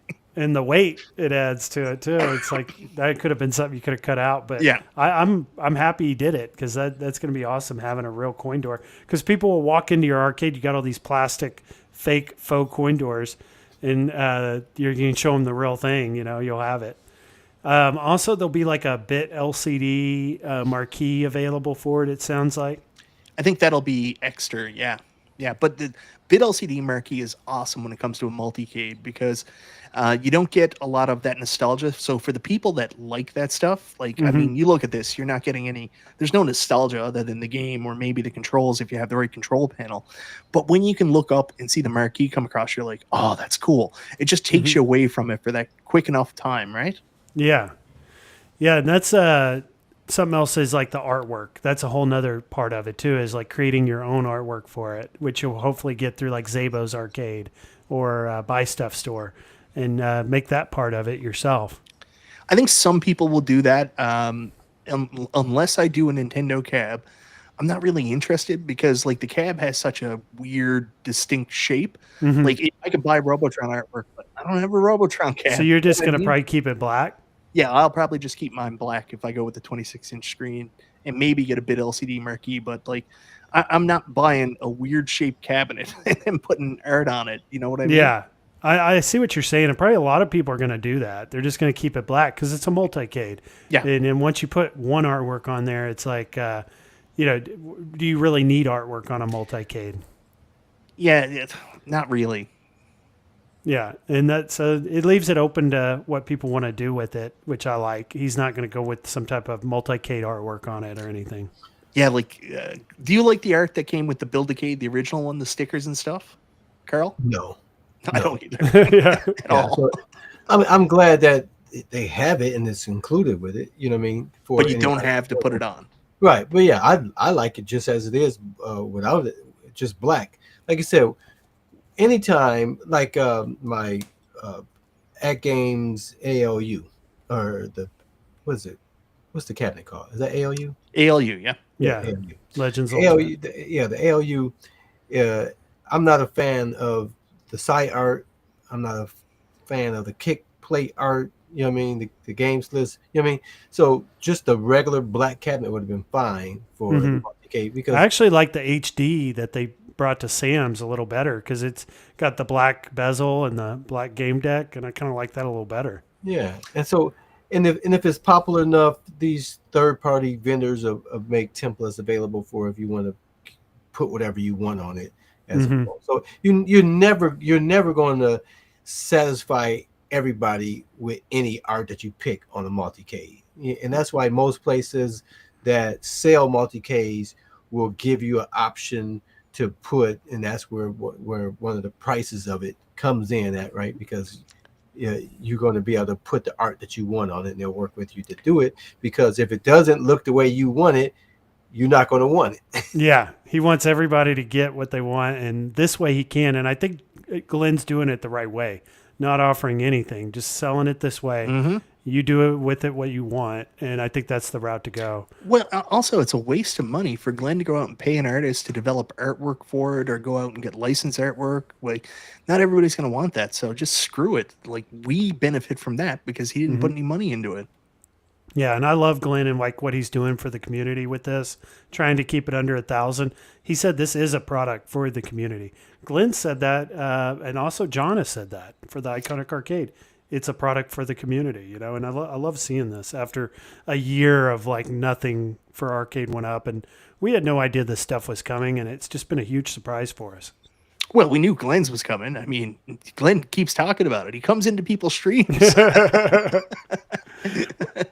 Well, like when he announced it for CES, there was a little lead up to that. I think he was doing some things. I felt bad for him because he was like, "I'm too generous. I already gave all this information out." But it was still fun to see. Fun to see him go over. And of course, like for me personally, I was super excited because he did make that announcement about the 26-inch screen. I'm so glad he got that figured out. And like, I'm glad that it's also one of those things that's kind of like what they're doing with the Street Fighter 2 artwork now.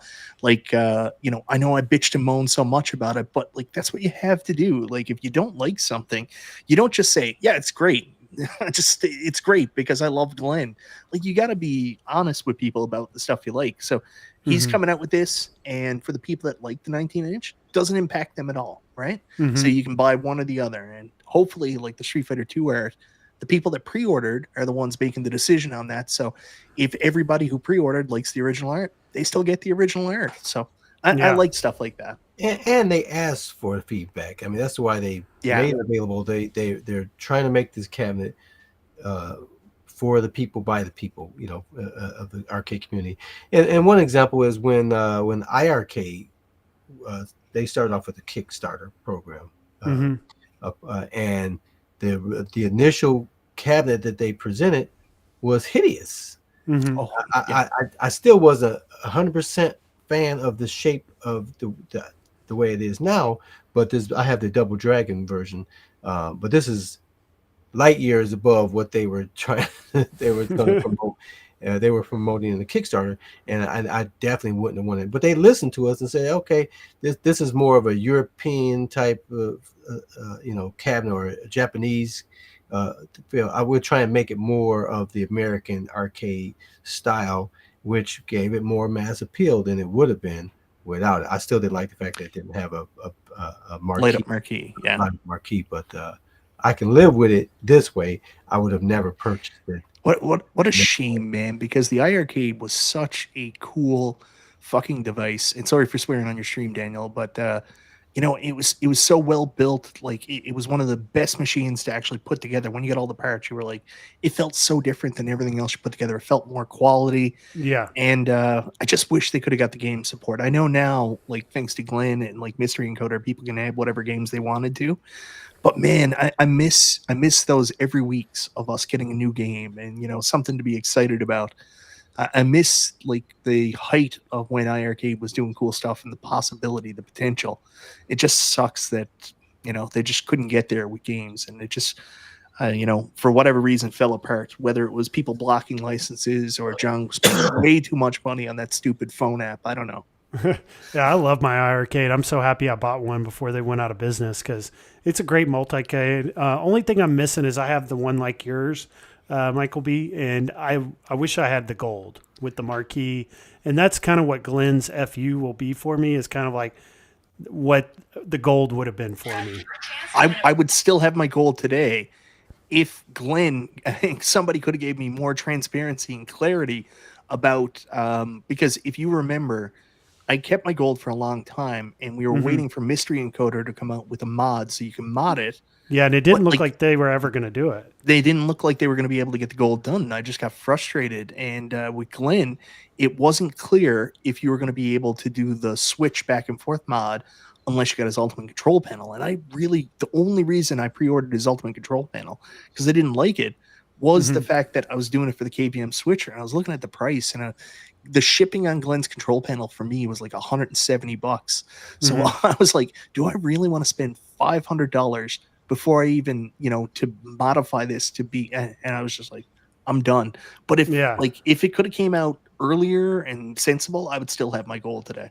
Yeah, I was watching Bill's retro show. He had a really good video came out this week on his, and he's just kind of finished his where it's like perfect now. It's got the switcher, it's got the Viper board, it's got the mod for the Mystery Encoder, he's got the game deck, and it's just like he's got the Space Invaders, and it just looks amazing. He even did the Space Invaders art on the Ultimate Control Panel, and it just looks really good. And it's like for him, he would have no reason really to get the FU Arcade unless he just wanted it, because really that gold is everything you could want in a multi-cade.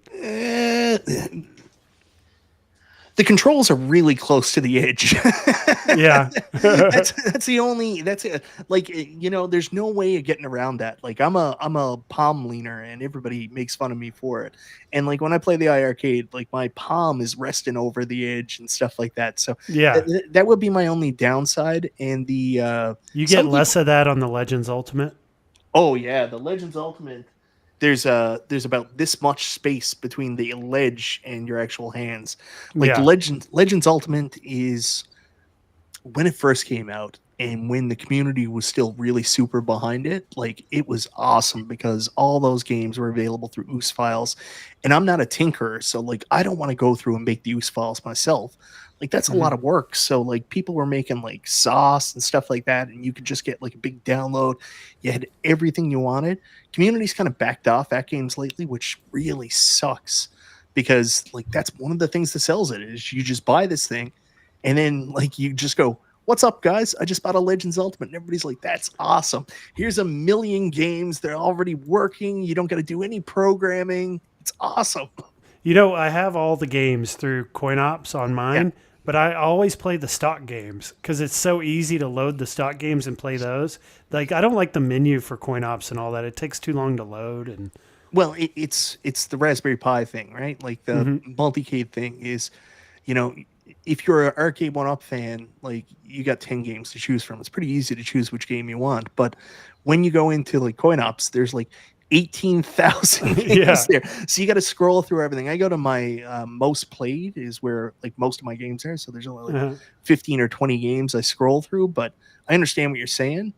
Yeah, because I got 300 on my Legends Ultimate, like stock games. So I got don't. a pretty good amount of games on there, and they're just quick to load, quick to get to, and they seem to play really well too. So I've been playing those.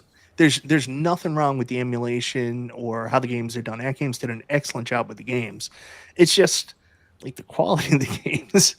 Yeah, it's like some of them are console games, like the Star Wars. But I actually like the Star Wars console games, and Aladdin and Lion King. I like those games. I would rather play them on console, obviously, but like it's almost impossible to say, well, I can play Cadillacs and Dinosaurs now, or I'm going to play Edward or Randy. I mean, which game are you going to play, right? Yeah.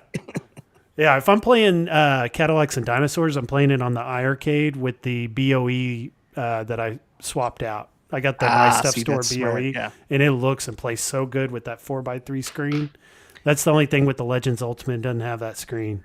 See, if I play Cadillacs and Dinosaurs now, I'm playing it on my 55-inch screen right here with my Legends pedestal. So, yeah.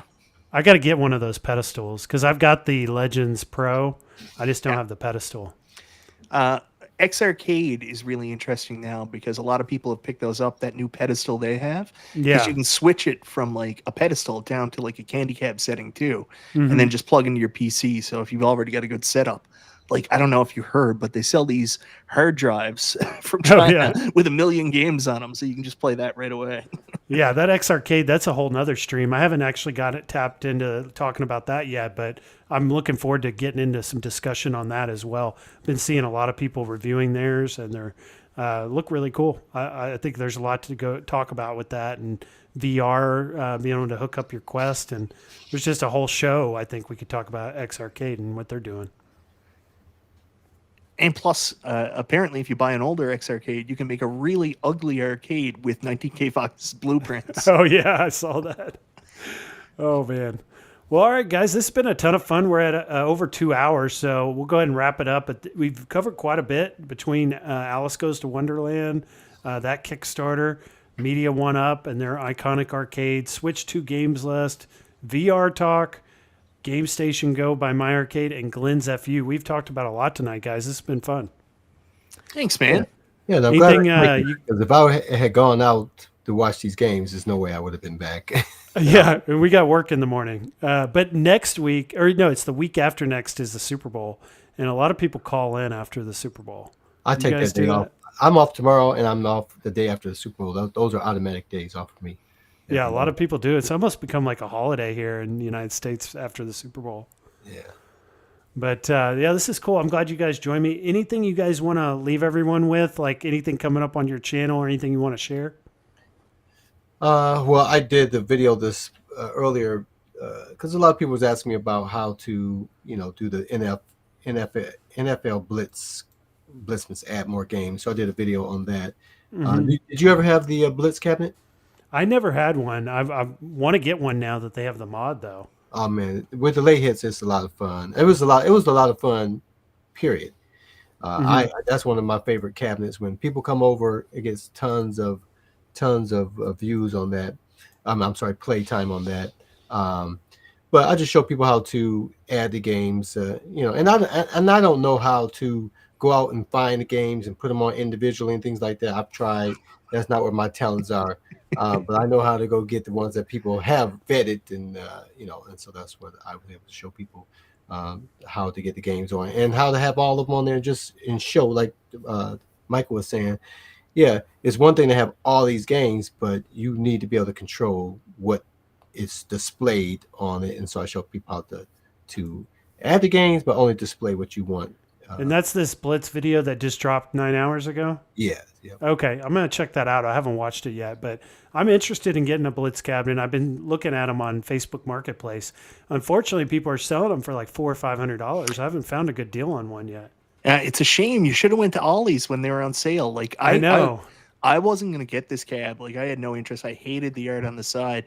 But like the sale prices right away. Like when this hit Canada, it went up for like $7.99, and then within a matter of weeks at Best Buy, it was because it came out in November, right before Black Friday, it dropped all the way to $4.99. So I was like, screw it. So I don't know if it was $4.99 or $3.99, but like I bought it because it was like sub $500 here, and I had a lot of fun with it. It's just it was that time where, I had arcade 1-ups everywhere, and I was like, I gotta clear out some stuff. And my buddy Mike Dalton wanted it, but even before like this new patch, it was still fun to play online. I played Carl. I used to play Fox all the time. Like it's just one of those fun games. If it had voice chat, it would have been amazing. That's really what I was missing. Yeah. I think with the mod, if you can get one for $150, $200 used, I'd pick one up because it'd be nice to have be able to put multiple games on it and have the 4-player deck and do kind of like what you did, Detroit Love, just do your 4-player, 3-player games on it. Yeah. Kind of split them up between based on how many players. Yep. Because I definitely wouldn't have put Simpsons on my 2-player cabinet, even though you could play it, know. So it's great to have this cabinet that has those 3 and 4-player games. I want to find Rampage to get on there. That's the only game. Yeah, that'd be a good one that I like to have.